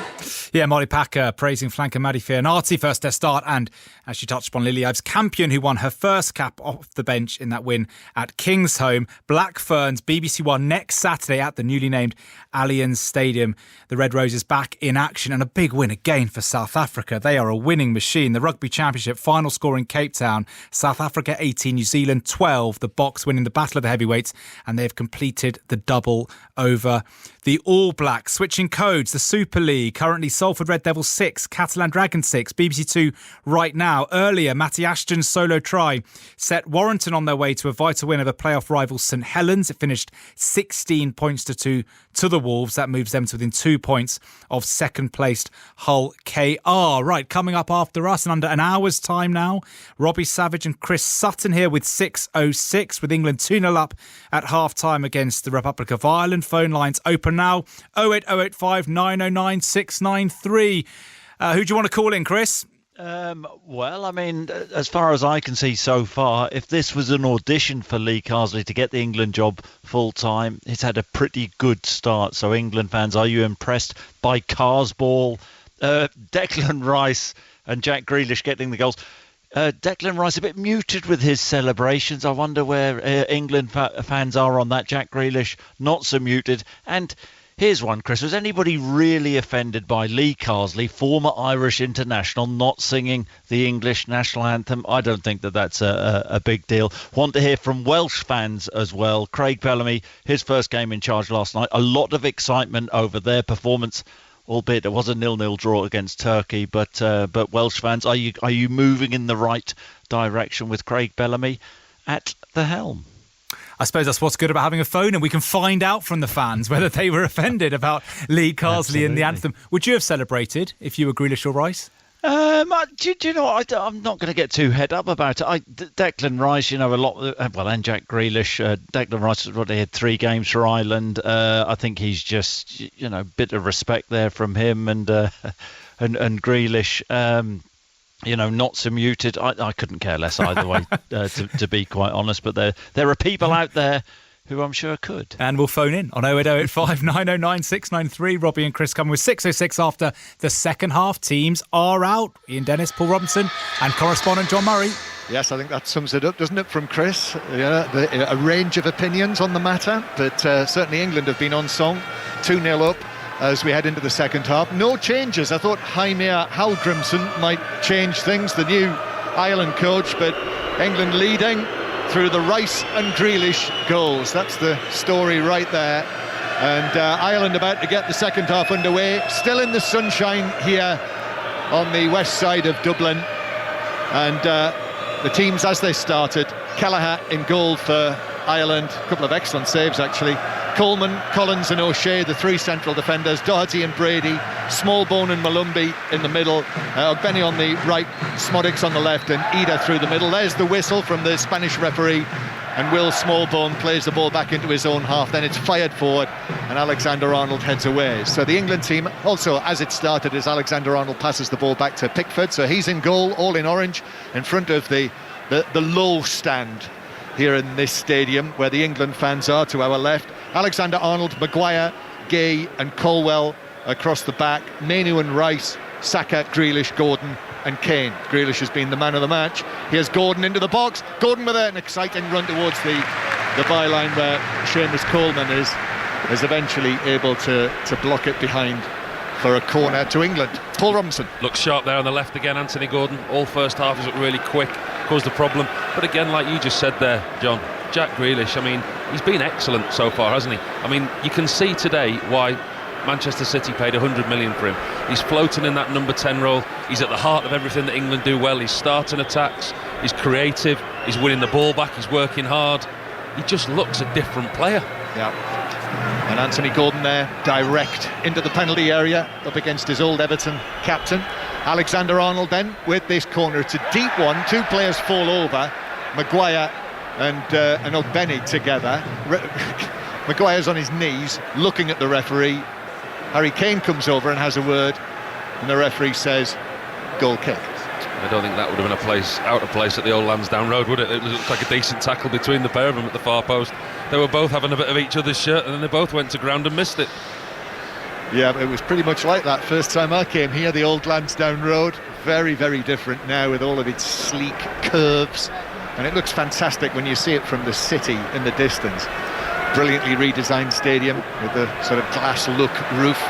And we're inside it watching England in complete command. Of course, one Ireland goal could change things, but the domination, and I must say Jack Grealish has touch map, if there is such a thing, as Gay clears with one boot off. He's got his left boot in his right hand, and was able to clear it downfield as Mainu in on the challenge, and then it's played back by Ida, back all the way into his own half. So what do you want to see from England now, Paul? More of the same. From an England point of view, you don't want to see them stop, you don't want to see them slow down. Don't give Ireland any chance or opportunity to get back into the game. We know that 2-0 is quite a precarious scoreline at any level of football, but from an England point of view, keep the impetus up, keep the pressure up, keep the high press, and go and score more goals. I mean, we've been critical of England being too submissive and defensive in the past, but what we saw in the first half was a completely different England. And for want of a better phrase, John, I've been trying not to use it, but the handbrake's come off. Yep.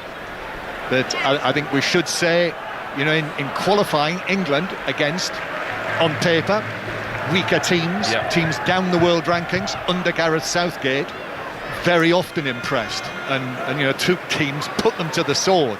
And I think you have to put that into context, that we're seeing a team here, Republic of Ireland, going through constant transition away, below 50 in the world rankings, and England looking like a team that are fourth in the world as Kane comes back into his own half. I think you have to put that into context. Absolutely, and like you say, qualification for major tournaments under Gareth Southgate has never been a problem. It's when they come up against the so-called bigger nations or tournament football. We saw a different style of play in tournament football, and we're certainly not seeing that here today. England going back to Pickford and then forward towards the halfway line. Anthony Gordon back to Alexander-Arnold, who very much has stepped into midfield. Alexander-Arnold, he finds the pass to Rice under pressure. Then Kane is dispossessed, and Ireland with Sami Smodics will run it away. But Brady just got there, but was under pressure, and the ball forward just presents possession back to England. And of course, at the tournaments, as in Germany, England are playing against teams that were good enough to get to finals. Here's Alexander-Arnold. But you can't miss the fact, watching this inside the stadium here, that this has been a very positive performance from England. As Paul Robinson said in the first half, it does feel that almost every time England get the ball, they're looking forward and passing forward. Although, as I say that, Rice goes backwards into his own half, of course. Yeah, they've been very positive, but as you say, you point out the calibre of the opponent and where the two teams are ranked. And this is a performance that you would, let's say, probably expect. And I think a lot of people expected going into a tournament to see this type of performance. England passing it round Smallbone in centre field. Now here's Saka cutting in from the right-hand side. Grealish back towards Alexander-Arnold, who was fouled, tripped by Smallbone. So it's a free kick, probably 35, 40 yards out for England. The two good goals England scored, as a result of pressure and good play. Rice scoring with his right foot, arriving probably 10, 11 yards out. A shot sweetly struck past Kelleher, nothing he could do about that, and the second goal was excellent, really, brilliantly worked. Rice set it up for Grealish. So 2-0 it is early in the second half here in Dublin. 5 Live from the BBC. Lines open for 6:06. I'll give you the number in a moment. But England with this free kick, curled in by Alexander-Arnold. Maguire heads it across the 6-yard box. Diving header away by Dara O'Shea for Ireland. And then back to Gordon over there on the far side with the bleach blonde hair, the Newcastle United man, player of the season last season for Newcastle. Alexander-Arnold. Now here's Declan Rice of Arsenal. They got that all wrong, the Rice pass, just passed it straight at O'Shea. And Ireland should get it away, which they do with Brady, but you can hear the home frustration here. Brady just passing the ball downfield and giving Ida absolutely no chance. No, the game's so stretched from the Republic's point of view. Brady there had nothing on, and again the Republic, within 2 or 3 passes of winning the ball back, they immediately give possession back to England, and the game takes shape as it has done. And then a simple pass from Mainu takes out 2 Irish players through to Rice. Rice surging forward, left-footed pass, finds Gordon. He's in the box on the left-hand side. Grealish is there on the overlap, but blocked. The cross was blocked. However, Grealish takes up possession again for England. Then here's Colwell, just his second cap for England. The tall left back as he is, although he's been playing, of course, when he has played for Chelsea this season with Fofana in central defence. Alexander-Arnold, number 8 at the Euros, number 2 for Lee Carsley's England. Here's Gordon though on the left-hand side. Gordon, then back to Bukayo Saka, who's over towards the left-hand side. And now Mainu, Rice finds space, 25 yards out. Mainu couldn't find a way through, and Ireland in the green shirts are able to play it back through Coleman to goalkeeper Kelleher. What about the substitutes, Paul, for certainly for England? Who would you like to see? in the second half. You can have a moment to think about that when you have a look down the list. The 4 uncapped players in this squad are all there, as Ireland have it at the back. But Collins, instead of going for the pass, that's what they wanted, the ball out to Doherty, the home supporters here. Instead it goes to the left. Brady, that's asking a lot of Smorix, and Mark Gay is just going to allow it to dribble over the dead ball line for a goal kick to England.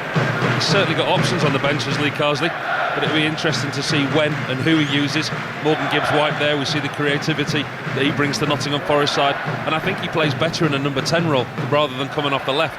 So whether he comes on for Jack Grealish at some point in the second half, Angel Gomez he's got, Livramento, Madueke. What a lovely pass from Alexander-Arnold, threaded it down the right-hand side into the path of Saka, and the Arsenal man now weaving his run one way and the other, beats O'Shea, and then the right-footed cross is blocked behind by Brady for another corner to England down the right. Just simple again from England, simple but effective. Simple but effective. And I was just going to say, with regards to Lee Carsley's substitutions, I think the interim England manager will probably look for another goal before he looks to shuffle his pack. I think he'd like to have another one under his belt before he actually makes the changes. Yep, a third goal for England would surely put this beyond Ireland, and would see Lee Carsley getting off to a winning start with the big job, and England getting off to a winning start in this group. They've got to top this group to get promoted back into the first division of the Nations League, if you like. Corner then, Saka's now ready to take it in front of the 3-tier end. Left-footed into the near post, but that's headed away by Ida. Actually glanced it right across his own box, and then an Ireland player has gone down on the edge of the 6-yard box, and I'm not liking the look of this particularly, because it's Seamus Coleman who's gone down either his ankle or his calf. He's bootless. He's lost his boot, whatever he's done. So it must have been stepped. He must have been stepped on. But he is feeling. He's got both hands on the lower, round about his ankle. Yeah, we're just seeing the replay now. It's an in-swinging corner whipped in by Saka, and it's a coming together with him and Maguire. Him and Maguire both jump for the ball. They're not getting the ball, but as he comes down, Harry Maguire lands on Seamus Coleman's left foot, takes his boot off in the process, and it doesn't look a very pleasant coming together. So Jaime Hall-Grimson has called together quite a number of his Irish players to talk to them while his captain Seamus Coleman receives treatment, and the lines are open to talk to Robbie Savage and Chris Sutton on this Saturday night about Lee Carsley's first match as the England interim. 08085 909 693 to talk to Robbie and Chris. Hashtag BBC 606, text 85058. You can read all about it on the football pages of the BBC Sport website, and we'll have all of the interviews either in 606 from down here in the tunnel, or in the Football Daily, which you can subscribe to for free from BBC Sounds. All live BBC radio is there. Seamus Coleman still receiving treatment, and actually amongst the football podcasts, interestingly, the You'll Never Beat Kyle Walker podcast has Kyle Walker talking through his conversation with Lee Carsley about why he wasn't in this squad.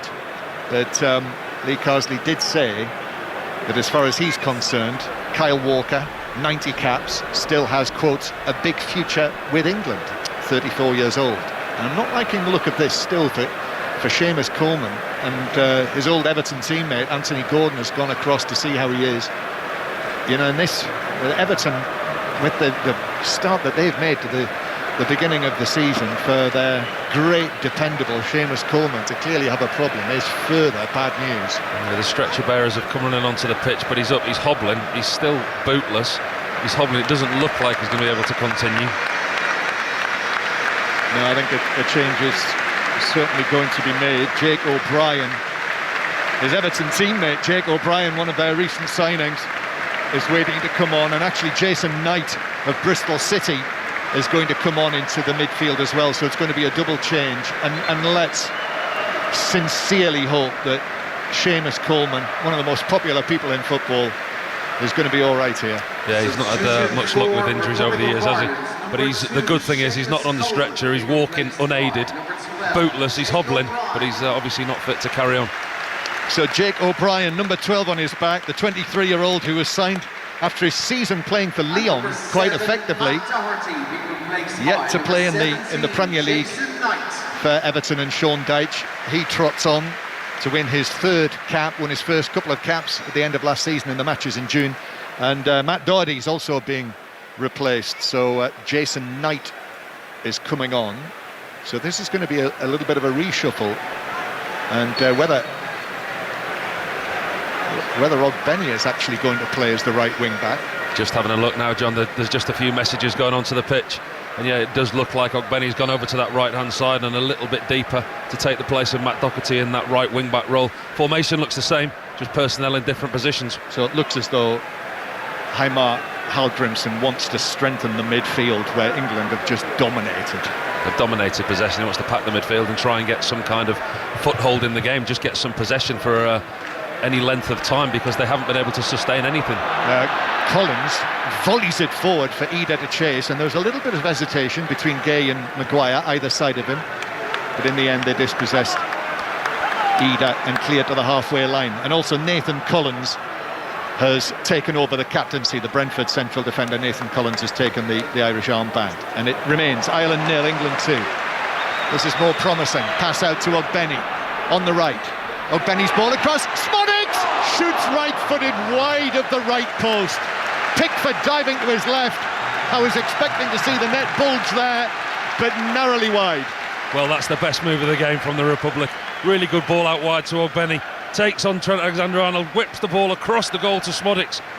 Smodics, he gets a decent purchase on it, and it just goes wide of Jordan Pickford's left-hand post. But that's a warning for England. That's a warning for England not to be too casual. The Republic of Ireland do still pose a threat. Still looking for his first goal for the Republic of Ireland. The English-born Sammy Smodics, who could have played for Hungary as well, actually, but made the decision to play for Ireland. And I'm really interested to see how he does with Ipswich this season. Excellent last season when I saw him for Blackburn, top scorer in the Championship. Scored a bagful in the Championship, didn't he, last season at Blackburn? I mean, he was really influential in them actually staying in the Championship. Had a really, really good personal season, and there was a lot of clubs looking at him this summer. Yep, and has ended up and already scored in the Premier League in the defeat against Manchester City. Republic of Ireland 0, England 2. 5 Live, BBC Sounds, and after 6:06 tonight, an hour from Paris on the Paralympics, more commentary from there, and then 9 o'clock from New York, the tennis, the women's singles final. I've thoroughly enjoyed the coverage of Jack Draper this week. I hope you've heard that. Here's Gordon now on the left-hand side for England. Anthony Gordon just checks back and will just roll it back to Colwell, and then forward from Alexander-Arnold.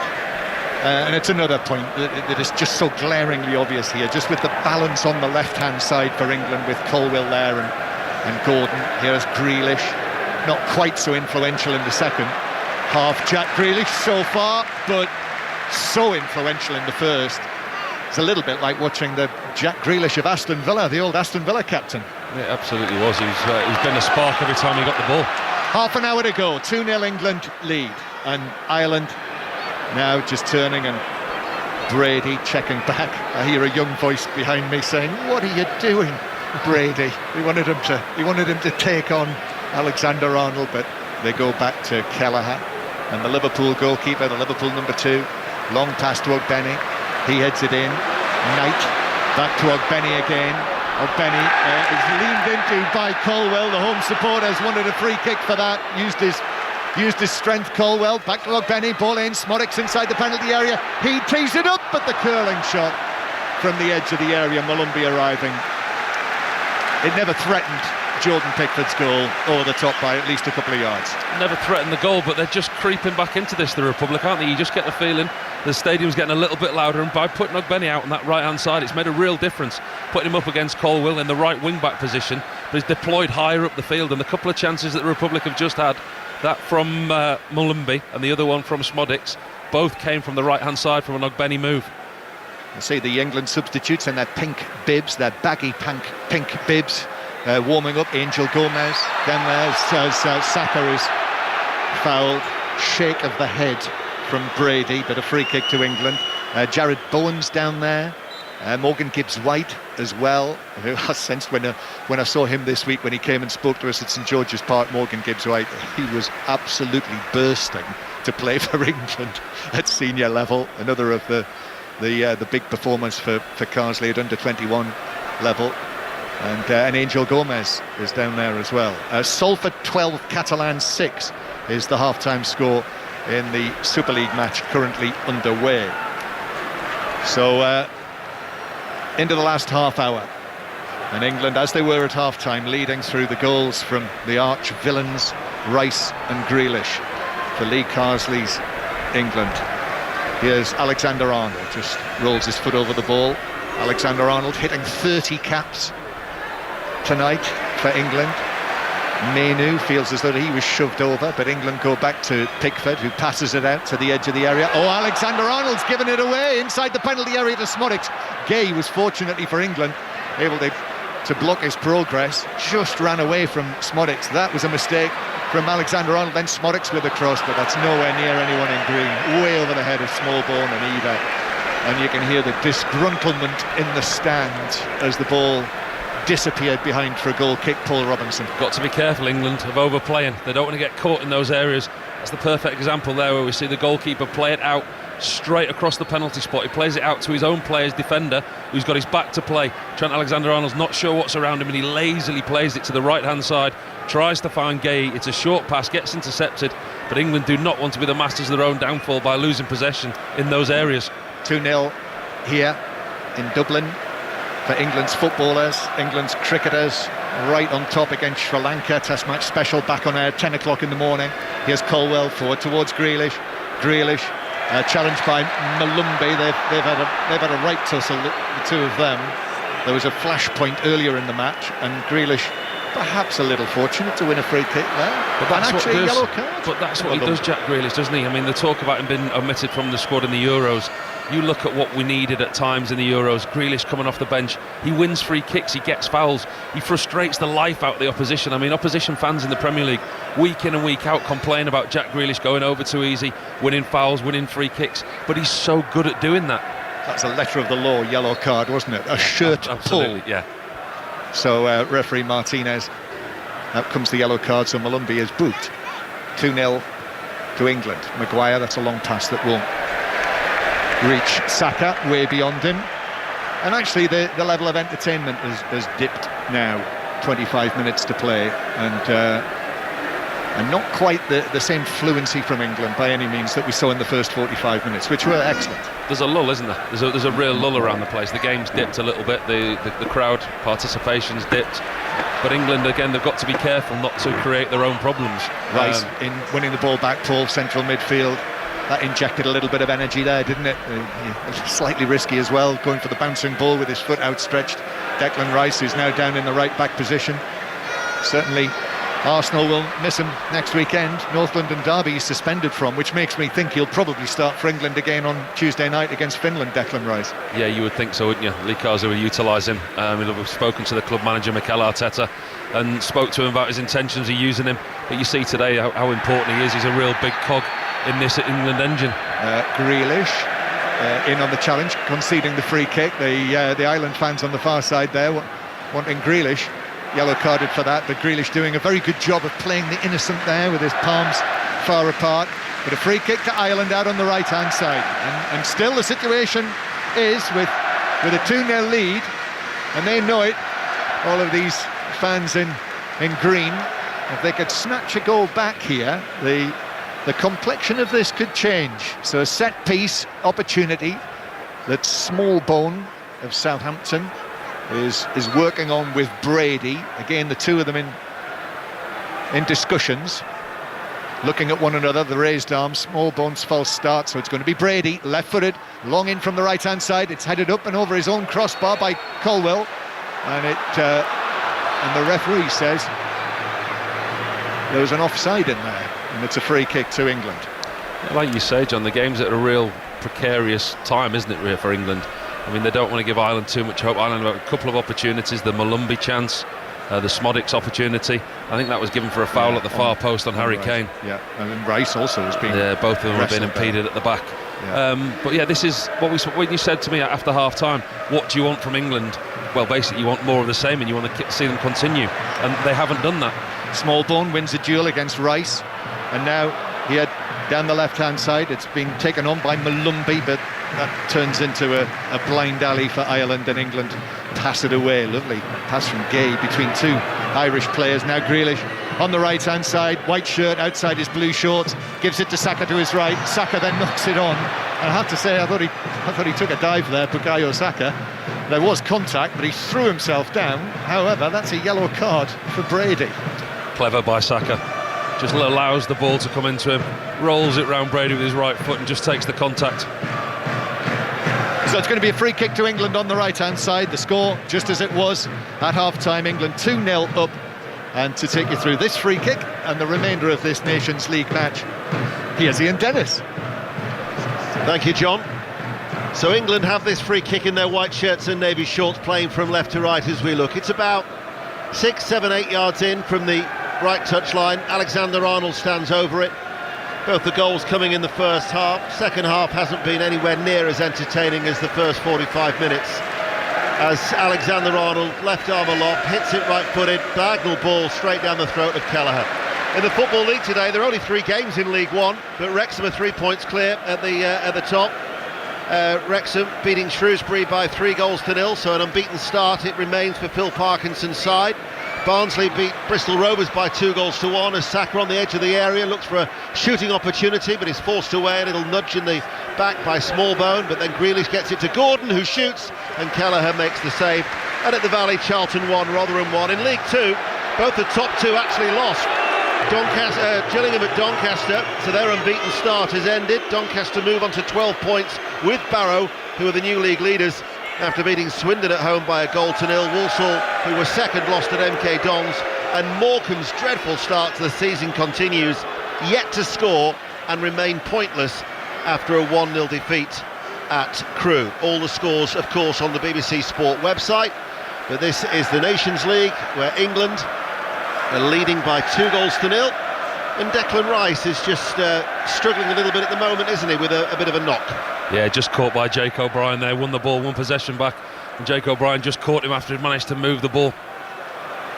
Ball hit downfield by Ireland. Maguire just touches the ball out to Colwell on that far side, the England left back, only his second appearance, and in fact a competitive debut for his country. This game is still not secure for England. Not too sure what Lee Carsley would make of the second half performance. That was a little bit sloppy. They've conceded a throw. There's always going to be a point in the game where you're not as dominant as you have been in the first half, but it's up to England now to find their way back into this game, because the more Ireland get the possession, they're creating a couple of chances. It's up to England to do what they did in the first half. They were very, very good in the first half, and the Republic were poor. So listen, the Republic weren't going to be as poor in the second half as they were. So that they've come out, they've given it a go, they've had a couple of opportunities. The voice of Paul Robinson with us on BBC Radio 5 Live. England have given away a free kick. Lee Carsley watching on. The 20th individual to be England manager. That doesn't include anything like the selection committee or anything like that back in 1872 to 1939. How long will he be in charge for? Well, we'll have to wait and see as Smallbone takes the free kick, hits it long, searching ball into the penalty area, headed back towards O'Benny with his back to goal inside the penalty area, touches it to Adam Ida, back towards O'Benny, crosses with the outside of his right boot, missed then by the substitute O'Brien, and England now can break with pace, and Gordon's away over the halfway line.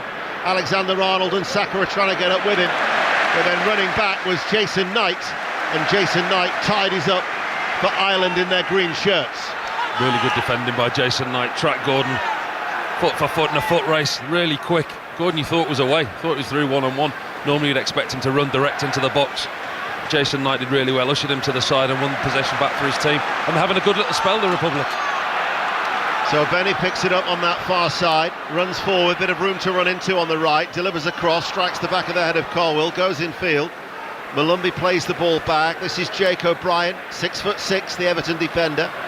Collins then out towards O'Benny, up against Colwell, just shuffles backwards. O'Benny then comes on the inside, tries to squeeze the ball through, and Mainu, who is covering behind the England left back, is there, and England have the ball now with Gordon on that far side. If you look back at previous England managers who've only had single-figure games in charge, Peter Taylor, Sam Allardyce, Stuart Pearce, just the one game, Howard Wilkinson 2, Joe Mercer 7 games in 1974, but everybody else in double figures. Certainly wouldn't at all be surprised if Lee Carsley remains in interim charge, at least for the Nations League campaign. The World Cup qualification draw is in December. And that's got to be the wider picture as far as England are concerned, as they bide their time, the FA, after the departure of Gareth Southgate. Biding the time at the moment is Saka, down the line to Alexander-Arnold. Low crossing from the right touchline, running back Malumbi into his penalty area, and Ireland are back in possession as they trail by 2-0, but 17 minutes remaining. And whilst they're working hard, with the exception of that Smodic shot just before the hour mark, they haven't really caused England too many problems in this second period. There's been a marked improvement on the pressing. They've had more time on the ball, the possession stats are different. England haven't had it all their own way. There's been a part of the game where there's been a lull, but it's up to England to create that tempo for themselves like they are doing now. They're rotating the ball, recycling it, as we've seen them do so many times before, go backwards and sideways. That possession that they had in the first half, the forward pass, that hasn't been there in the second half. The abandoned game in 1995 was actually listed as a goalless draw in the record, so Ireland have only won 2 of 17 games. I mentioned before they'd never beaten England at home.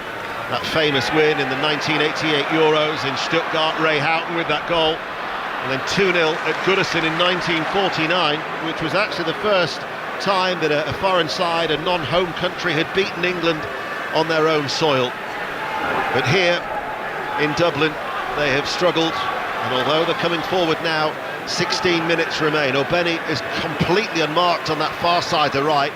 Malumbi tries to find him, he's closed down by Colwill, and it's an Ireland throw. But by and large, they're not getting round the back, they're not really stretching this England defence. The threat that they carry on the right hand side with O'Benny, he's been a lot more effective since he's been deployed as a wing back. He's allowed to roam higher up the pitch, and he's trying to get at Levi Colwill. He's putting a couple of decent threats, a couple of decent balls, and that's where the Smodic's chance came from. Alan Brown, who left Preston after 10 years at Deepdale to join Sunderland in the summer, has come on to replace Will Smallbone in the midfield. And this is a proud moment for the Leicester City player Casey McAteer, 22 years of age, been at the Leicester Academy since the age of 8. This is his first call-up to the Ireland squad, and he actually gets his Ireland debut coming on now with some 15 minutes remaining to replace Adam Ida, the Celtic striker. So Casey McAteer comes on with a quarter of an hour, looking to try and maybe give a little bit of late hope, a little bit like how Leicester City performed at Aston Villa last week when he came off the bench. They got a goal and then made it a rather frantic finish in what was a 2-1 defeat at Aston Villa. Of course, the Premier League returns next weekend. We'll have commentary of Liverpool against Nottingham Forest at 3, Aston Villa against Everton at 5:30, and the small matter of a North London derby next Sunday afternoon at 2 o'clock, as Jake O'Brien has been shown a yellow card, and all of a sudden those yellows are just starting to tot up now for the Irish. Yeah, really late challenge by Jake O'Brien on Anthony Gordon. Just nips the ball past him, and he knows that he's beaten the Republic defender. Quite blatantly takes him down. I think an England player was booked in the melee there as well. There was an England player that received the yellow card. Colwill. I think it was Colwill, yeah.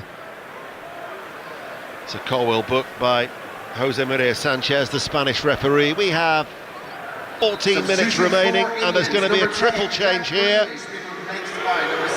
And that was a nice moment between two close friends, Morgan Gibbs-White and Angel Gomez. They were telling us in midweek about how they both got the call up. They've grown up through the England youth ranks together.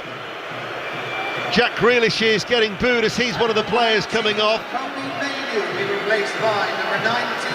Kobbie Mainoo is going to be coming off, and Eberechi Eze is another player coming on. So Grealish comes off. I don't think the boos will faze him whatsoever. He certainly had a very impressive first half. So Gibbs-White is on. Gomez will replace Kobbie Mainoo. Angel Gomez and Morgan Gibbs-White, they both called each other at the set where they had a conversation, and they both just laughed without actually saying anything once they got the call up. So Gibbs-White to come on, and Angel Gomez, and then Eze will replace Gordon on that left-hand side. That's the triple change. But Debuts for Angel Gomez and Morgan Gibbs-White. A dream, I would imagine, for any England footballer, Paul Robinson. Yeah, what a fantastic honour for them, but a deserved one as well.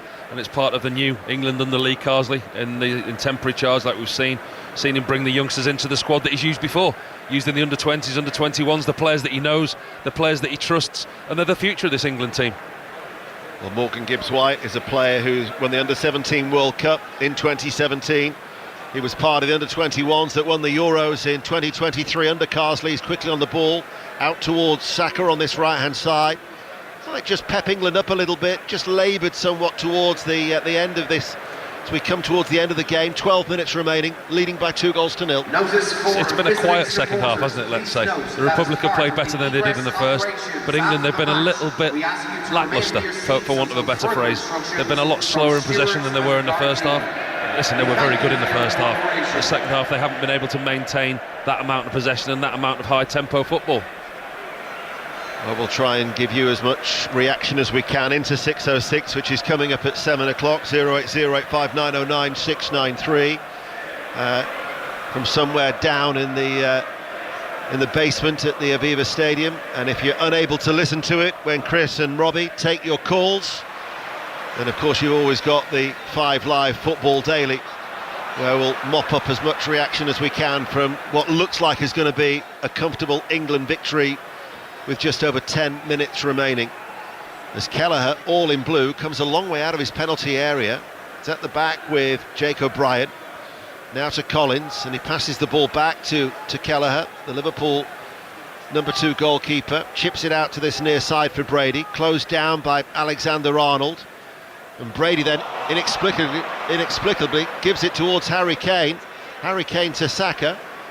Just on the right corner of the penalty area. England didn't necessarily take full advantage of that gift. Players just getting a little bit careless. We're getting to that stage in the game. There's no tempo to the game, and possession's been given away far too easy. Robbie Brady there, just a lacklustre pass, didn't even look, and he passed it straight to Harry Kane.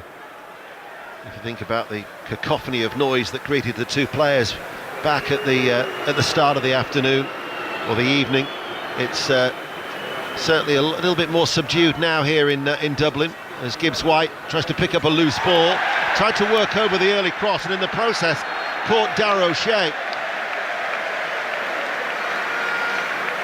He's just tried to wrap his leg around that Morgan Gibbs-White. The ball's going out of play. He's just tried a last gasp attempt to try and whip a cross in. Unfortunately for Jake O'Brien, is it Darragh O'Shea? No, it's Darragh O'Shea. He just catches him instead of the ball. No harm done. Both players up and back on the field. 10 minutes remaining. A lot of the Irish supporters are now just starting to drift towards the exits, where we still have clear blue sky. Haven't seen a cloud all day. Bad light stopped play, incidentally, at the Oval in the third test. Sri Lanka 211 for 5 in response to that England total of 325 all out in their first innings. There'll be coverage tomorrow on Sports Extra from 10 o'clock. This is Molumby, the West Bromwich Albion midfielder. Cross comes over from this left-hand side.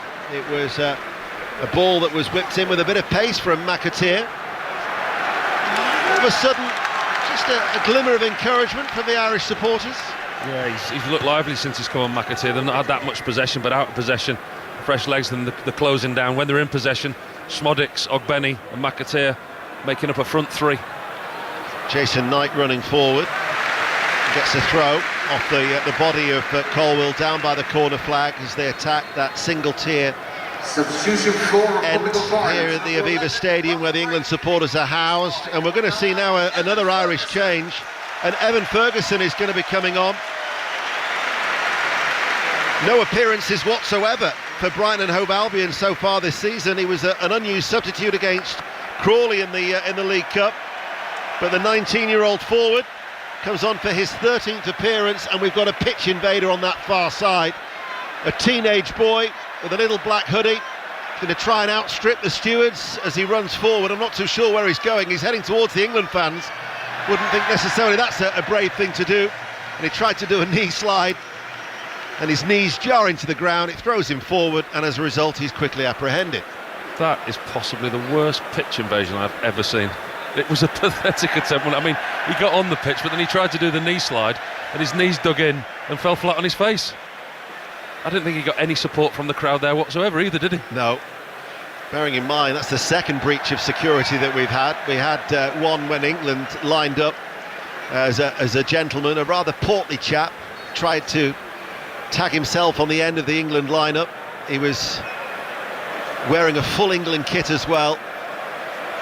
How he even got past the first security guard, I'll never know. He was never a member of the England team. Nor a mascot. No. Made me look athletic. Here is Malumbi on that far side, over on the right. Colwill tries to break it up. Harry Kane now running forward. England lead by 2-0. 7 minutes remain. The referee plays the advantage, and that was a foul. McAteer on Harry Kane, who's gone down, clutching his shin. He'll hope that it's not a serious injury, because on Tuesday there's every possibility he'll be gaining his 100th cap, leading out England against Finland. Incredible, isn't it?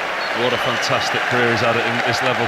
When you look at his age, and he's still got so much more to give as England captain as well. His numbers year in, year out, they're up there. The boy who ran onto the pitch is only being brought across in front of the main stand now. The stewards have taken such a while to... they wondered where they were going to take him. There's going to be a double change here for England. No more debutants. There's 4, remember, in the squad. But we're going to see John Stones coming on. He had 40 minutes of a run out against Ipswich, and Jared Bowen is going to be coming on as well. So Harry Kane is going to be coming off. He hands the captain's armband to Declan Rice, and in fact Declan Rice says, no, I don't want it. Give it to John Stones. As Harry Kane just trundles his way to this near side, and Harry Maguire is the other player coming off. Maguire, his first start for England since March. It'll be good to be back in the fold. He'll be delighted, and I think as will Jack Grealish. I thought he's been outstanding before he got substituted, and I think the England manager will see this as job done. The players that he's integrated back into the squad and to the side have done very well. The new caps, the new players into the squad. It's been an impressive England display. Granted, they haven't come up against a tough opposition. There hasn't been that much of a defence put up by this Irish team. The Jordan Pickford's goal hasn't had, not been busy, has he, Jordan Pickford, in all honesty? No. First half, they were very impressive, England, very comfortable. Second half, I think John summed it up really well. There's been the entertainment has, what did he say? Entertainment has dulled or dipped, and I think that's been a really good summing up of the second half. It's the first half was a great watch, and the second half hasn't been as such. Yeah, it's been very routine. Bowen, though, picks it up straight away, involved, and Bowen gets the shot away, and it's parried by Callagher. Jared Bowen, who's still looking for his first England goal. He hasn't been blessed with a great deal of good fortune in that respect. He had a goal disallowed against Belgium, I recall.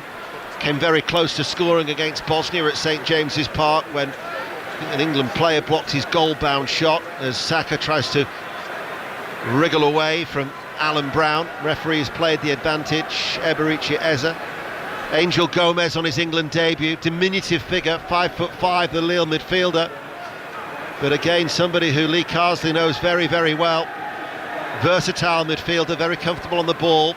Deep-lying midfielder, says he can play as an 8 or a 10 as well. As a latest in the Super League, the Rugby League, Salford Red Devils 18, Catalan Dragons 6. Warrington Wolves beat St Helens 16-2 earlier on. As the ball by Malumbi out towards O'Benny. 4 minutes remain of normal time. Ireland still trailing by 2-0 here on BBC Radio 5 Live and BBC Sounds. That game against Finland on Tuesday. I think tickets are still available live on Tuesday night. Monday Night Club, as Declan Rice has just pulled up there. Whether that's just a touch of cramp, but he pulled up and he quickly released the ball, and he's hobbling quite badly at the moment. Who got the England first goal? Holding his left knee. I don't know whether he just jarred his knee just as he just went to pass the ball, release the ball. I think he just felt a little tweak. When your knee locks up a little bit, I think he's just trying to jog it off now. He looks okay now, but it looks like he just might have jarred his knee. It's one of the few things that regarding Declan Rice that where the Irish supporters have been able to actually have a laugh about him. They've been booing him most of the day, and they certainly weren't smiling when he'd scored that first England goal, as he was mocked when he just pulled up there. But he's running a little bit more freely now, and in fact he's unmarked on the edge of the area. The flag has stayed down right corner of the box to Bowen. Inside now to Gibbs White. Gibbs White to Eze, is going to shoot, and Eze fires it wide, right-footed. and that goes off target. Well, Lee Carsley got a glimpse today with the morning headlines, all that about the anthems, about what life can be like as an England manager with the scrutiny and the pressure that you're under. But when you think that he'd previously been a caretaker manager at Coventry, an interim at Brentford prior to the arrival of Dean Smith, a caretaker at Birmingham City, only 23 games in total, as the English national anthem is being sung by the England supporters and being booed by the Irish fans, Carsley, I'm sure, will be thrilled with the overall outcome. He'll be delighted with the way that his team played in the first half, and if the result is to stay like this, he'll be absolutely delighted with the clean sheet as well. His team have defended well, they've been resolute, they've looked comfortable in possession. I mean, the game overall, it's job done. First half performance was excellent, second half performance not so much. But I mean, they were very good in the first half, England. Second half, it's been tough. Yeah, we will find out in a couple of minutes' time how much added on time there will be. Lee Carsley just shares a little joke with Trent Alexander-Arnold. Just seems that England have played within themselves in this second half. Yeah, that's a good way of putting it. They've been comfortable in possession and out of possession. That forward thinking that they had in the first half, every pass forward, it hasn't been there in the second half. It's been about game management, it's been about recycling the ball, it's been about keeping possession and managing your way through a game to a victory, which you can't argue is a bad thing. John Stones just had to accelerate a little bit to get the ball to Colwill. Ezra back to the Manchester City player, hits it along the ground into the feet of Gibbs-White, lays it off to Ezra on that far side, the left. Weak autumnal sunshine now is bathing the Irish supporters in that top tier on the far side. 3 tiers in 3/4 of this impressive arena after the old Lansdowne Road was demolished back in 2007. O'Benny still very much a player who's raw talent, I would suggest. Yeah, he's quick, isn't he? We've seen him in a couple of foot races today. I've been really impressed with his pace, and any threat that Ireland have actually had has come down that right-hand side from O'Benny. He's just been named the player of the match by the Irish sponsors. But Jordan Pickford, he had a shot to save from Smodic after 10 minutes. Can only really recall, though, the Malumbi header very early on, running in, far post over the top, and then that Smodic effort just before the hour. Apart from that, there has not really been too many problems and very little threat to the England goal as they lead by 2-0. Find out how much added on time there will be in a moment. McAteer, the Leicester City youngster, tries to work the cross from the left, blocked by the legs of Gahey. Triangular passing patterns between him, Saka and Alexander-Arnold. Clearance goes straight towards Jake O'Brien to run forward, back towards O'Bonney once again on that right-hand side. 5 minutes of added on time, which we're now into. O'Bonney with the cross. McAteer just stumbles. He was looking to say he was being pulled, but he just fell onto one knee. It was a rather tame and weak effort, and it will be a goal kick. Don't forget the phone lines are open, 08085909693 for Chris Sutton and Robbie Savage on 606. Be interesting to hear what England supporters, England fans think of Lee Carsley. I mean, we've been here inside the stadium. They've put in a workmanlike performance. They've got a result. They were very good in the first half, the attacking football, but the second half, has it been more of the same? You know, there was no more forward thinking, and it's been a little bit more routine in the second half. It's not a team that have gone on and scored 3, 4, 5 goals as we possibly would have liked to see them do. Well, it'll be a welcome win in the Nations League. Of course, you'd expect England to do well in a group that also contains Greece and Finland. They meet tonight at 7:45 kick-off in B2 of League B after England's relegation. But when they've been playing against better opposition in the top league, 5 wins out of 18 as a diagonal ball from Rice. Already got 1 assist as well as his goal here today. 2-0, finds Eza. Gibbs-White now takes over. Infield to Bowen. Alexander-Arnold joins the attack. Now Saka. Is there to be a third and final goal? Rice to Saka. Saka gets the shot away, blocked. Bowen tries to pick up the pieces out 8 yards out from goal, and it's quickly scooped away by Kelleher. with a long right-footed clearance, but Colwell will try and bring that bouncing ball under control midway through the Ireland half as he passes the ball out towards Eberechi Eze. 2 minutes of the 5 that we're into here on BBC Radio 5 Live. The drum and the England fans once again creating all the noise now here in Dublin as Angel Gomez and Rice exchange passes. Bowen and Ireland have dropped off England once more, and England have certainly just keeping the ball so easily. Saka, right-hand side, opportunity maybe to run at Brown, carries the ball right-hand side, low ball in, Bowen, saved by Kelleher. Good reflex save by Kelleher with his legs, because Bowen took it early right-footed, and from close range it was kept out.